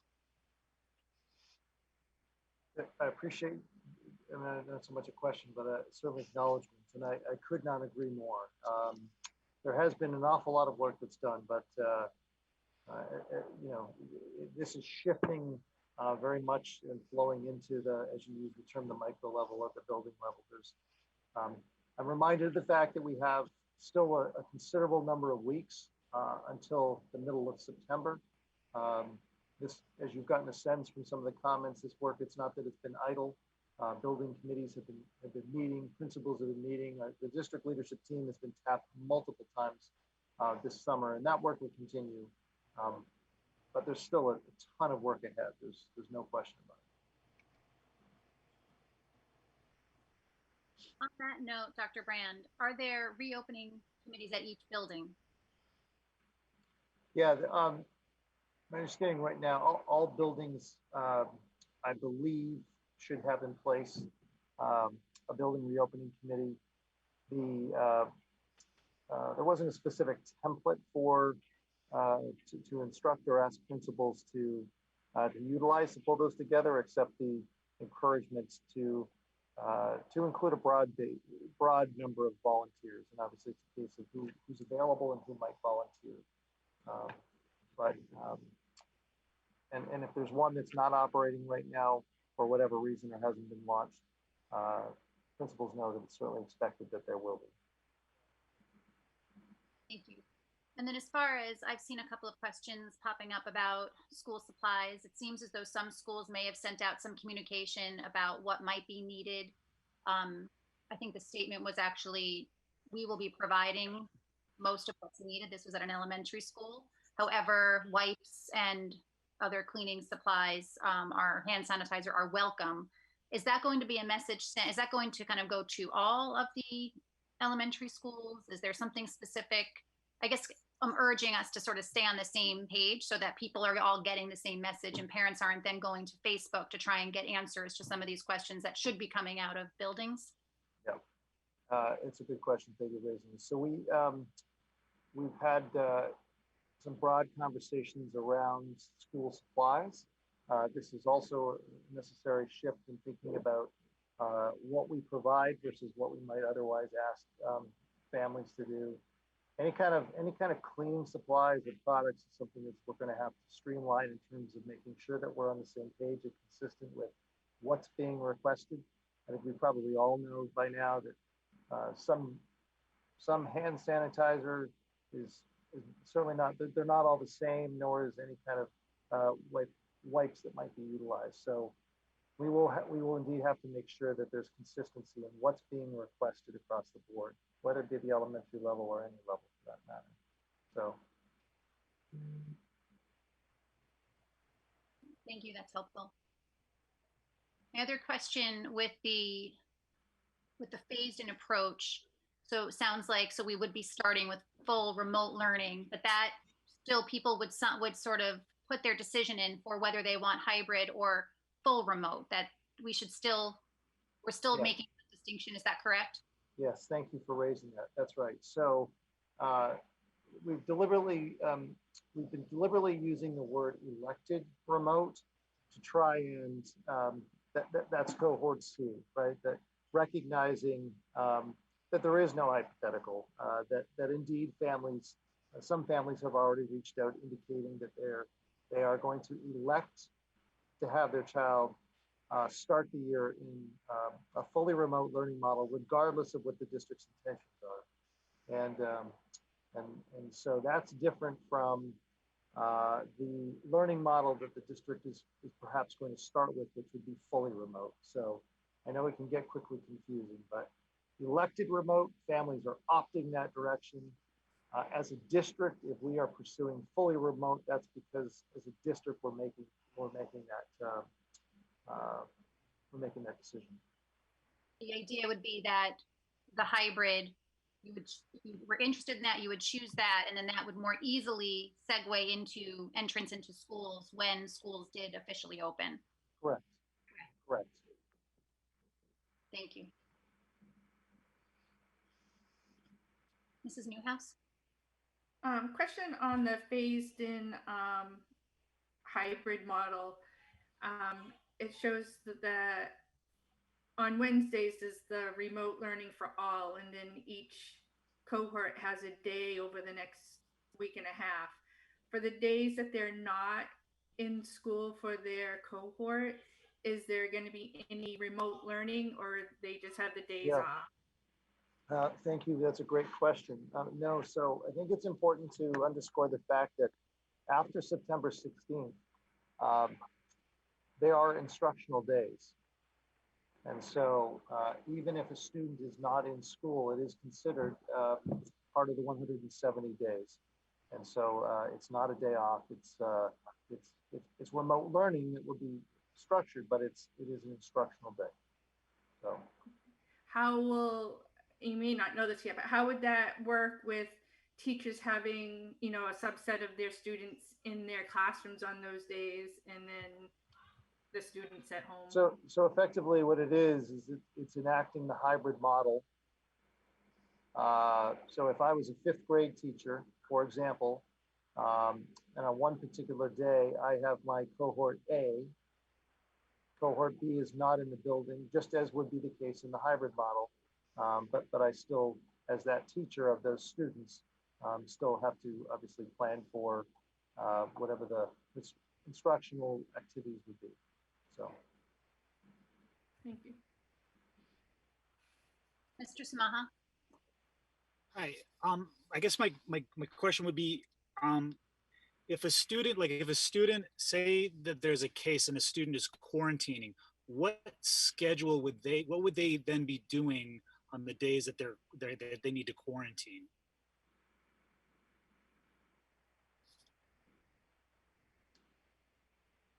If they were otherwise would have been a participant in the hybrid model, is that what you mean? Yeah, yes. And sorry, my internet is not good. No, that's okay. Yeah, so presumably they would shift they'd still be a part of, we wouldn't shift them into, let's say, cohort C. They'd still be a part of they, for that time period, would effectively be fully remote. So it's a good question. I mean, that would require a nuance and adjustment to be done, but the intention wouldn't be to remove them from that cohort. But you know, if I was that teacher, I would be doing the best that I could to try and still provide, you know, a degree of support. It just becomes more challenging in a different way, obviously.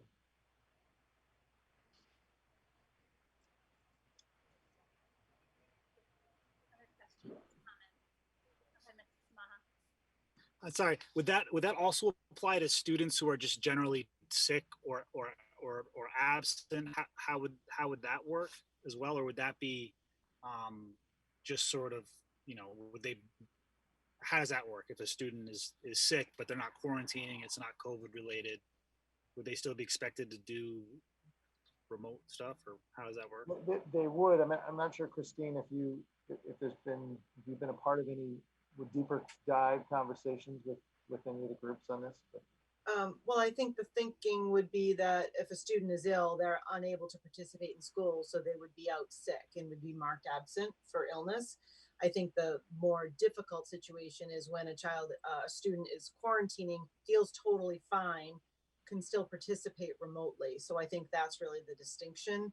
And as Dr. Brand mentioned, that would have to take a little bit more creative planning to figure out how to make sure that that student who, if they are feeling well and able to participate, can participate.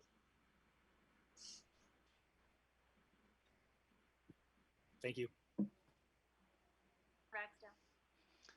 I know we're still waiting on guidance on athletics, but I want to know what our sort of current thinking is for being able to provide in both a hybrid or a remote model, what I think I would maybe just try to categorize as sort of ensembles, like classes that really need some kind of group connection in order to work. And probably the easiest examples are something like strings or band, in which you can deliver individual lessons in small groups or in distance, and you can do it remotely even, but you can't learn how to play together with the whole orchestra with only half the orchestra on a cohort A day or a cohort B day, or with someone from remote. And I know that this is a tough nut to crack, but has there been any thinking about how we can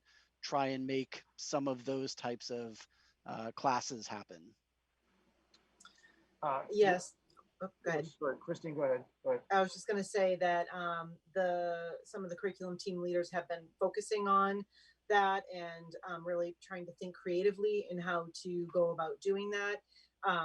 The strings are actually a great example, that because they can actually be played in even if it was half many schools, if they run some type of band or orchestra, will have multiple classes come through all day. So, and then come together, all of them for performance. So that's technically a possibility, but they are working right now and pulling together meetings on a regular basis to try and look at the standards and the frameworks and maybe rethink some of the way we normally would run those classes, but some of the content might be more related to music theory. So we're reimagining them, if you will, to be able to still be able to provide those opportunities for students to participate in some way.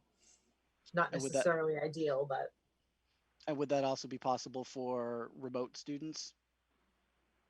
To be a part of a band, if it's in their schedule, yes.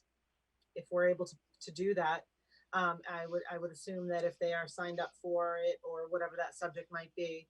So are you referring to it as an extracurricular activity? Or are you thinking about it as an assigned course during the school day?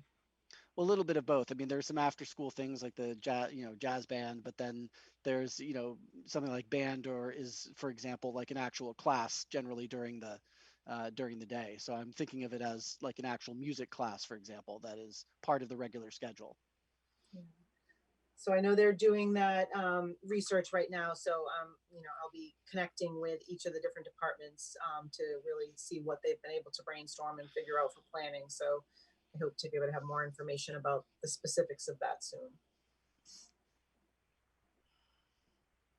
I think it's dawning on me here as we have this conversation that once we get farther down the road, or certainly at least into September and closer to the school year, it would be helpful, I'm sure, for the committee to just have a realistic sense. We're talking a lot about hypotheticals, a lot about sort of possible scenarios, but what exactly sort of has been able to be scheduled, what hasn't been.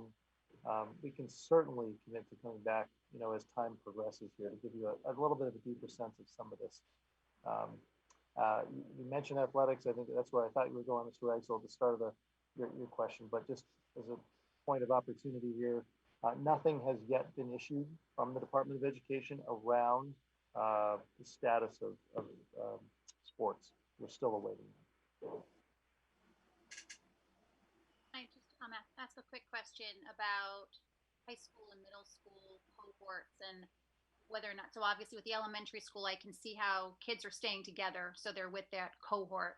The middle and high school, they're tending to move into many different rooms every 40 to whatever minutes. So does that mean they're going to be with a different group of different group of students every time they switch classes? Has any thought been given to that?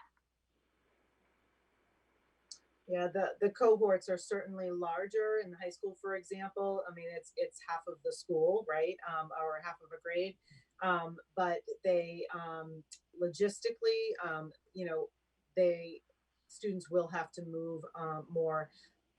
There are some situations where teachers could move, but there are some spaces that that's really not possible. So that definitely is the struggle in trying to reduce that commingling, but logistically it is definitely harder at the upper levels. I know that, I'll just say this, I know that as part of the guidance, or at least the initial recommendations that were coming down, it was encouraged at the secondary level to think about trying to cluster students together, to try and get at what I think you're talking about or wondering about. The passage and the commingling of students. I don't know, maybe there's a model out there that somebody has latched onto that maybe we haven't seen, but that would really, there was consideration early on given to that, but that would totally transform sort of the whole opportunity for student selection of courses, different levels of courses available. It would create a whole new high school environment that it would be completely different, arguably, than what we would have now, and certainly constrain greatly student choice or selection for course opportunities. So it was explored early on, but it was just not thought to be, on balance, what would be still in the best interest of our students. Thank you. All right. So I'm just Looking at the clock, Mr. Ragsdale. Sorry, I'll try to wrap up my thoughts.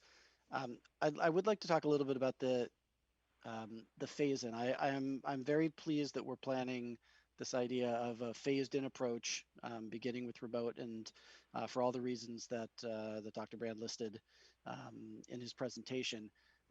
But it does seem to me to be a very short phase-in. Essentially, it's kind of half of 1 week and then the following week. And I think at least I don't know, there are three things I think about that to me would argue for perhaps a longer phase-in period. One, I kind of started to get into a little bit ago about the idea of how complex the actual operations are going to be with all of these safety protocols in place. That the simplest of things, just kids leaving a classroom, walking into another classroom, turn out to be very complex. And so the complicated things are an order of magnitude more complex than that. And that having time to really kind of work out on that level of detail would seem to be beneficial. The second thing that I think about is as far as keeping an eye on the metrics, and which we've talked about a couple of times, and sort of wanting to see what happens with the virus, a little more time to actually see might be, in my mind, beneficial. That there are going to be a lot of schools opening up in the country and in Massachusetts, and a little more time to see, well, how well do these protocols tend to work? Like, are we going to start seeing cases in schools and quarantines? Might be something that a cautious approach to just gather a little bit more data about what actually starts to happen with school reopenings. And the third thing that I think about is the importance of, I think, solidifying remote learning in the district. That this year, for good or ill, remote learning is going to be just an absolutely crucial piece of how we educate students. And there's just no way around that, because we're not returning to full-time in-person school anytime soon. No one's doing that in Massachusetts anytime soon.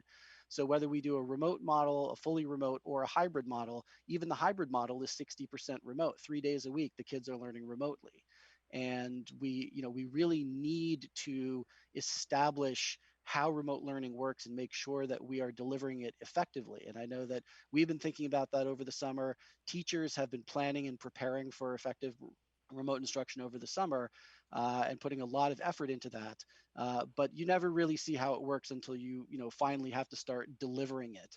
And so that's another thing that I think that having a little bit more time in that phase in to establish the quality and expectations for our remote learning efforts would really pay off when we're then able to hopefully move into the hybrid model. But I don't know that that's a specific question, unless you could just sort of address sort of the thinking behind the week and a half model. And I know everything is fluid, everything can change, but that's just something that I would like to put out as I think worthwhile considerations for perhaps extending the period of phase-in. Thank you, Mr. Ragsdale. Dr. Brand? I think certainly raised some good points, and I would say that part of the thinking is also trying to figure out a way to actually allow for our students and our teachers to meet face to face, right? Trying to balance that, to understand that launching an entire school year remotely when the two parties, if you will, the teachers and the students haven't met is difficult. And coupled with that, it's not just the face-to-face meeting, but also I would imagine a whole lot more beneficial for a teacher to be able to walk through in person with a smaller cohort of kids how this is going to work. To your point about remote learning and managing it, I think it would be fair to assume that doing so in person would provide a whole lot more probably opportunities for dialogue and question and answer and so on. So part of the thinking was, how can we do that in a gradual way? And look at part of this might emerge as thinking unfolds here. Let's say that all of the other checks and balances are in place that I mentioned earlier, the HVAC and so on. But the thinking emerges to say, you know what, we've had a cohort in the building by themselves on one occasion. There's lots of benefit that we could see to have that repeated a second time. You know, I think about the middle school, for example.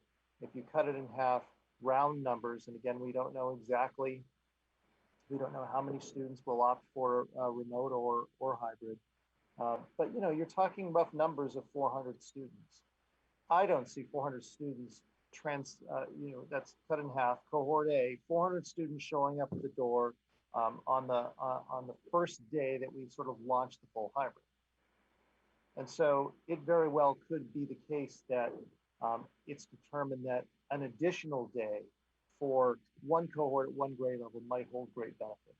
And if that was a track that we were on, right, by default, we would be extending this phase in that would probably take us through until the middle part of October.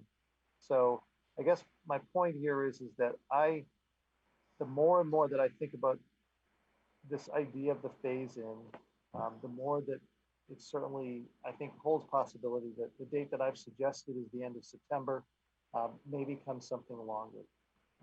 But I think the distinction here is trying to send to the community the thoughts that based upon the factors right now, I don't see us as a school district that needs to put stakes in the ground to say we're opening fully remotely. I'm trying to say, I can see us on the path for hybrid, but it just give us some time to get there, so, if that makes sense.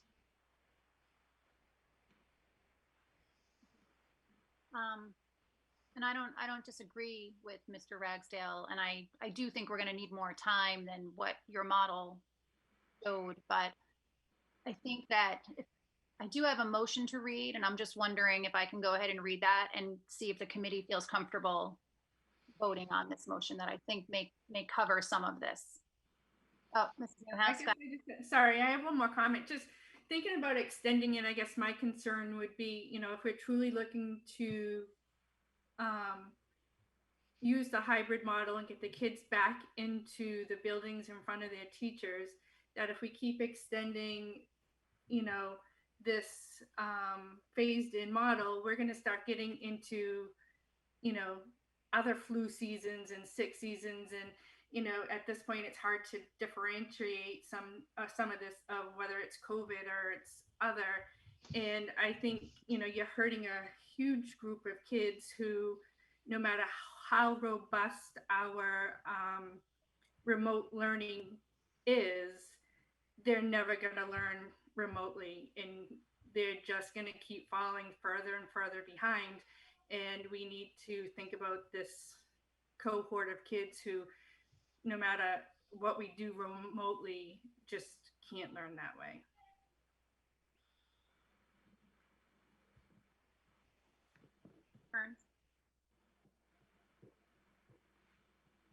All right. So I understand, Dr. Brand, your plan of starting in a remote and phasing in, and I do recognize Mr. Ragsdale's concern, but you hypothetically, not putting you on, I'm trying not to put you on the spot. If you feel that there is a more time needed to transition between remote to hybrid, would you act upon it? I mean, I know, because at this juncture, I'm not even sure how, just going forth, the monitoring of the metrics, public health wise, how, you know, how often you're going to be meeting with Ms. Newhouse with regards to it to kind of, you know, monitor it. But I mean, hypothetically, worst case scenario, I guess is what I'm trying to say, is that couldn't you, if you needed to, if you felt that there was a need, add on an extra week if you deemed necessary, to ensure that we do have a smooth and balanced transition into the hybrid from this piece? I mean, it's, you know, I mean, in reading that what's being proposed as the motion, I mean, I think it does give Superintendent Brand the flexibility to, flexibility, I guess, aside, because I think what we need to do is what's the best alternative for our students and our staff in with regards to consistency of delivering education. And I absolutely agree with Mrs. Newhouse's position with regards to remote learning doesn't serve a good number of students of our population. And that also has to be weighed into it. I mean, without doubt, I just thought I'd throw that out there and see what thoughts were, Dr. Brand, on that possibility, hypothetically. Well, look, I think what we have here is, I think that we have a thoughtful plan that, yes, there's still some areas that have to be flushed out. You've got a sense of that, but we have a thoughtful plan that I think can allow for this transition, this pivot, all of these different adjectives that are being used around swinging from one learning model to another. And what I'm very confident in is that we'll be prepared to tackle both. And we're talking about the hybrid and the fully remote. And just to be clear, you know, I'm not feeling any specific pressure to, nor would it be prudent to push towards some model on an X date if everything's not set. We're talking about so many different elements here. My proposal ultimately, again, is to try and, you know, having had lots of chance to think about this over the last good number of weeks, it's really trying to signal to say, as opposed to a district in another part of the state that might have different metrics, that might have different factors, as is to say, look, I think that based upon the conditions right now, we can make our way towards a hybrid learning model. There could be a couple of communities today that with those new metrics and that grid that's been released may have to change their course. Right now, that doesn't seem to hold for us. But I think that this plan is flexible enough and adaptable enough that we'll have the structure in place. And if more time is needed for whatever reason, so be it. And, you know, with the support of the committee, certainly we'll pursue that and I'll exercise that. Thank you very much.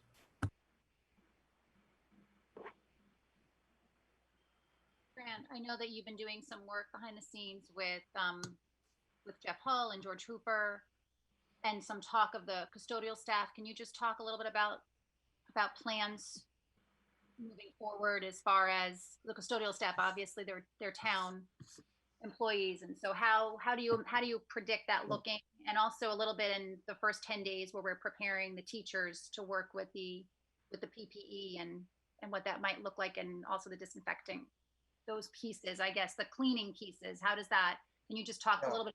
Sure. Yeah, it's a great question. So I think as many know, that our district, other districts share this structure, others don't. They may have custodial staff as part of their own staff, but the custodians here are part of the town department. But George Hooper and Jeff Hall, Shelley Newhouse, obviously, you know, they've been great partners in all of this planning. George has been a little bit more involved in some of the, obviously some of the planning specific to cleaning and products and so on. But I've already had a conversation with him to indicate that, look, based upon what we're talking about here, significant new procedures and expectations, well, it's something that normally in the past hasn't been done. I've not pulled together all of the custodians with Mr. Hooper to meet collectively, but in this particular circumstance, it's a recommendation that I made to him and a request, and he's certainly on board with doing just that, making sure that as we get closer to the start of the school year, we have all of the custodial staff and his respective leadership team and our leadership team and our building principals, literally and figuratively to the extent that it can be in the same room, to walk through and make sure that everybody is clear about what the protocols are, the standards, the procedures, and the expectations. If I'm a building principal, I'm going to want to know and have a responsibility to be able to respond to a parent or guardian or staff member to understand what's being done. And so never before, I don't think, has there been a situation in which it's going to be imperative that our school leadership team is on the same page as our custodians and vice versa. And so we've got this dialogue open and we'll continue to pursue that. The training for the staff at the beginning of the year, far from it to be suggested here that we have sort of every hour clocked out on that or figured out. We don't.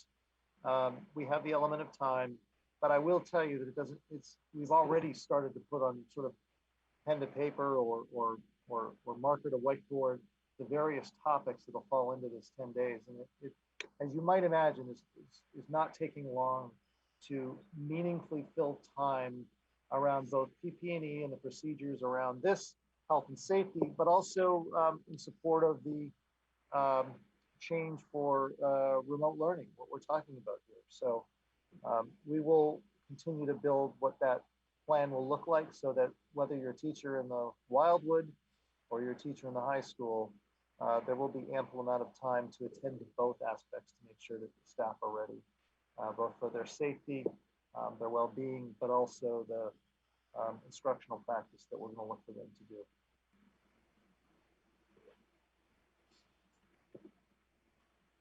Any other questions or comments?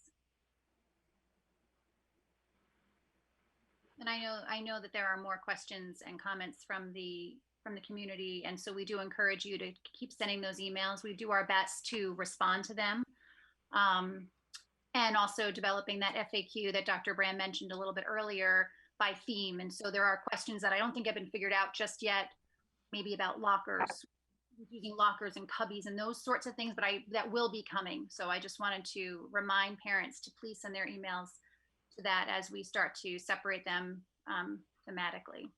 All right, so I am going to read this motion. I move that the committee approve, and just as a point of clarification, we're being asked to approve the reopening plan, which actually includes models for full in-person hybrid learning and remote learning. And I'll just make that clarification here for the community. I move that the committee approve the reopening plan recommended by the superintendent, which describes the district's plans for full in-person learning, hybrid learning, and remote learning. Superintendent is authorized to make all operational decisions about the implementation of these models, with the understanding that the district will use a phased-in approach to the start of the school year, beginning with full remote learning and transitioning to a hybrid model when he determines that the appropriate safety measures and public health data are in place. Superintendent will determine whether to transition between models as needed throughout the school year and will negotiate the implementation of these learning models with the appropriate unions.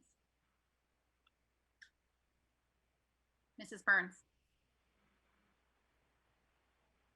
Unmute. Are you giving me a second? So moved, or second, yep. All right. And so if you are in favor of approving this reopening plan as I have just described, will you give me I'm sorry. I'm not voting. I had a question just about the motion, just to sort of clarify so I understand what it is that what we would be voting on. So we're not necessarily voting on whether or not the hybrid September 16th model gets put into place with that phased in approach. We're voting. What are we voting on? I guess I'm confused. So we're approving the reopening plan that includes all of those models. All of those parts. So we're not saying we as a committee believe that this one out of these three is the plan that should be used. We're saying we approve all three of the plans as put forth and as were submitted to DESE. Is that correct? That is correct. And chime in here, Dr. Brand or Mr. Ragsdale. But the language with the understanding that the district will use a phased-in approach to the start of the school year, beginning with full remote learning and transitioning to a hybrid model when Dr. Brand determines that the appropriate safety measures and public health data are in place. So we're voting on all of that language. But yes, the object here tonight is to vote to approve the whole plan that is being sent to DESE this week. Mrs. Newhouse? So that plan includes what he's laid out in the phased-in approach beginning on September 16th, and if metrics are where we want them to be, and you know, along with what DESE guidelines and what the local Board of Health gives us and everything, that part of this plan is that then we will phase into the full hybrid approximately the week of September 28th. Is that correct? So that's all part of this plan that we want to approve. That's correct. Okay. Well, the motion is flexible about date, so it doesn't speak to the date of September 28th, but just more broadly establishes that there will be a phase in and that will shift modes when it seems appropriate to do so, when Dr. Brand determines. Right, and basically, I think the point is we are moving toward hybrid when and if it is safe. Right, so whatever the dates are, that we will not do so. We will not move from that full remote to the hybrid until we are certain that it is safe. That's what our motion is saying. So if a member were to not approve this, right? What are the consequences of that? What would that mean if we as a committee did not approve it? Would the district then, or would Dr. Brand then have to go back and create a different 3 different plans? Is that correct? I mean, essentially, I don't think it'd be probably he'd have to go back and revise the sticking point. So if someone said we're not approving it, and you'd have to go back and revise it and bring it back to us. Okay. All right. Dr. Brand, do you want to add anything? No, I think that's correct. Okay. Any other discussion? So we have a motion, we have a second. Any other discussion? Okay. Do we want to do roll call? Even though I can see you all, but I'll do roll call. Is that more comfortable for you? No, doesn't matter. However you want. Okay. MJ Burns. Yes. Joe Newhouse.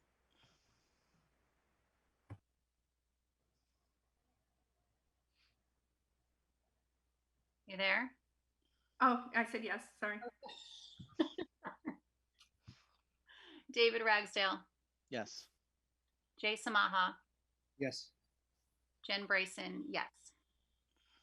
Okay. Before we move on to number 7, and I will provide an opportunity for other committee members to say something, but I do want to just say that this is obviously a tremendously difficult summer and week for all those involved in this reopening plan. It will continue to be so. So clearly it is not over. But I do have a couple of thank yous to Dr. Brand, his leadership team, the many committee members of the reopening team, the WTA led by Jennifer Fiddler, teachers, staff, town manager Paul, the selectmen, George Hooper, Shelley Newhouse for their commitment and ongoing work on the focus groups and the reopening plans. I have seen firsthand the attention, dedication, and leadership of Dr. Brand, his thoughtfulness as he has approached this work, and his tireless commitment. We all want what is safest for our students, families, school faculty, and staff. And with the absence of a statewide phased-in model, we're being asked to do something that's somewhat impossible. It has caused division among our community members, administration, and teachers, all those working in the best interest of children. I urge our committee to take a stand and write to the governor to please work alongside the Commissioner of Education, Jeff Riley, to create a plan that is cohesive and aligned across the state, supported by data, science, safety standards, and checklists. We are in need of centralized coordination, or I fear we'll be trapped on this wheel for months to come. So just to make a point of how grateful we are for the dedication to all of the members who have been working so hard, but also to know that because we have approved this plan that has multiple models and a phased-in approach, I said we are far from being ready to do some of this work ahead of us. And so I think that we really do need to ask for support from the state and the government to say, what exactly should we be doing here that is safest for kids? Because I don't know how everyone else has felt this week or the last 2 months, but I often feel like we're put in positions to make decisions that I'm not quite qualified to make. And with that, are there any other comments from the school committee?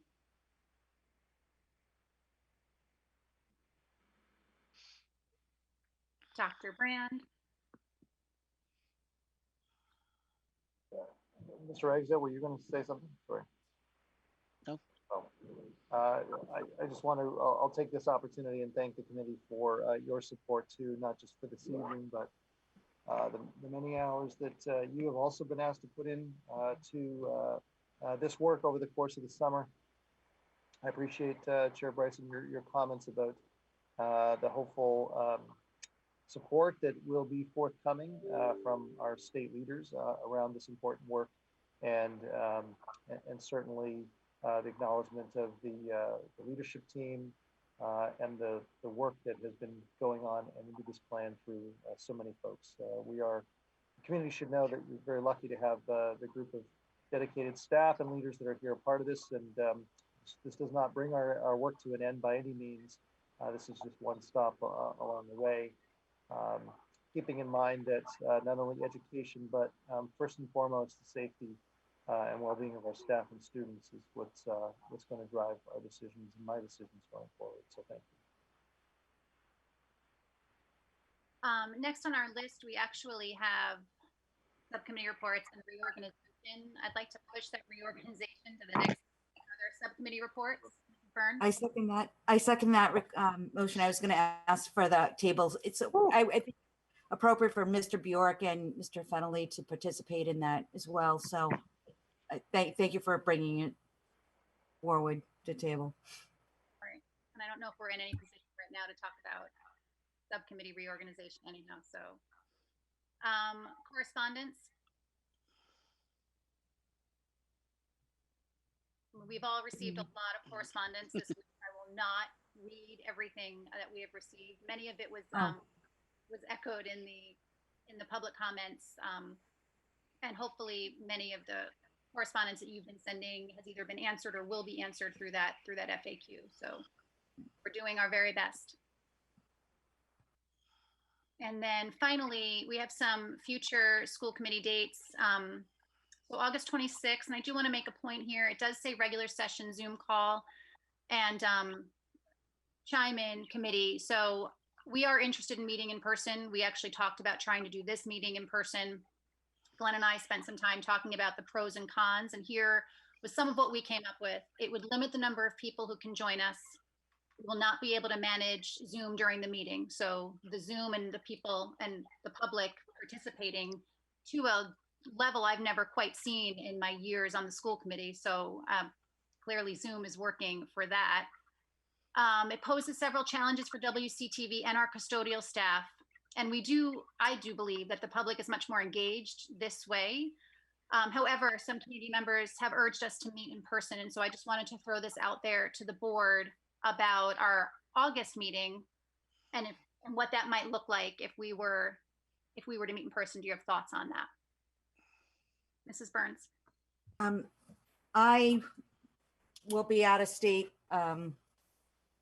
that week, and so I was hoping to participate virtually, although it's only because of location wise and the only opportunity I can get away from my current job. So outside of that, I mean, I have no reservations as long as we can maintain distancing and masks. I have no problem, with however the body wants to meet, but ideally I would like to meet virtually only because I won't be so readily available in person. Okay, thank you. Other comments, Mr. Ragsdale, Mr. Smaha, Mr. I would say, yeah, I would be in favor of that, meeting in person. I am perfectly willing to do so, and certainly the reason that we haven't been meeting in person lately is not over concerns of safety, but just for convenience, in particular for access, that it's much easier for the public to access our meetings without having to show up in person. But I'm perfectly willing to meet at the end of August. Yeah, I'm willing to meet in person as well. I do agree, many public are saying, why can't we meet in person if we're sending the kids back to school? Unfortunately, it will limit participation with numbers of people that we can have there. And I think we would also just want to be cognizant of the number of people that we're bringing through the school buildings if we want our children and teachers to be there safely. Right. So in an event like this evening, it would be very, I'm not sure, I mean, we'd have to talk about this, Dr. Brand, about how we would do public comment. But I'm not sure we can't use our space at the high school. It sounds like we'd need to move to a larger space in order for us all to distance 6 feet, which poses some challenges for WCTV. And thank you to them for their ongoing support and production of our committee meetings. But I am concerned a little bit about that, but not opposed to meeting in person. I just want to make sure that it makes the most sense, and mostly that we're accessible to the public. I think that we probably all agree that we've had much, much higher participation since, and I think obviously much of it is the reopening, but even since we've started on Zoom, we've had really strong participation. So I do think that's something to consider. Dr. Brand, did you want to add anything? No, you touched upon it. Just the one aspect that we will have to think differently about is the regulation, if you will, of the public and what space we choose. Because I think that we'd have to, if there were to be a larger turnout, we'd have to think quite differently, and that would have to be moderated, but it's not something that we couldn't certainly try and figure out. Okay. Okay, great. All right. Are there any other comments or questions from the committee?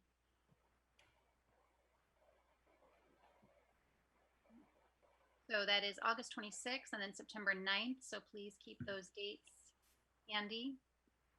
And I think we just need a final motion to adjourn. Mr. Samaha, seconded by Mr. Ragsdale. All in favor? Thank you. Good evening. Thank you very much for being here. Thank you, everyone. Thank you, everybody.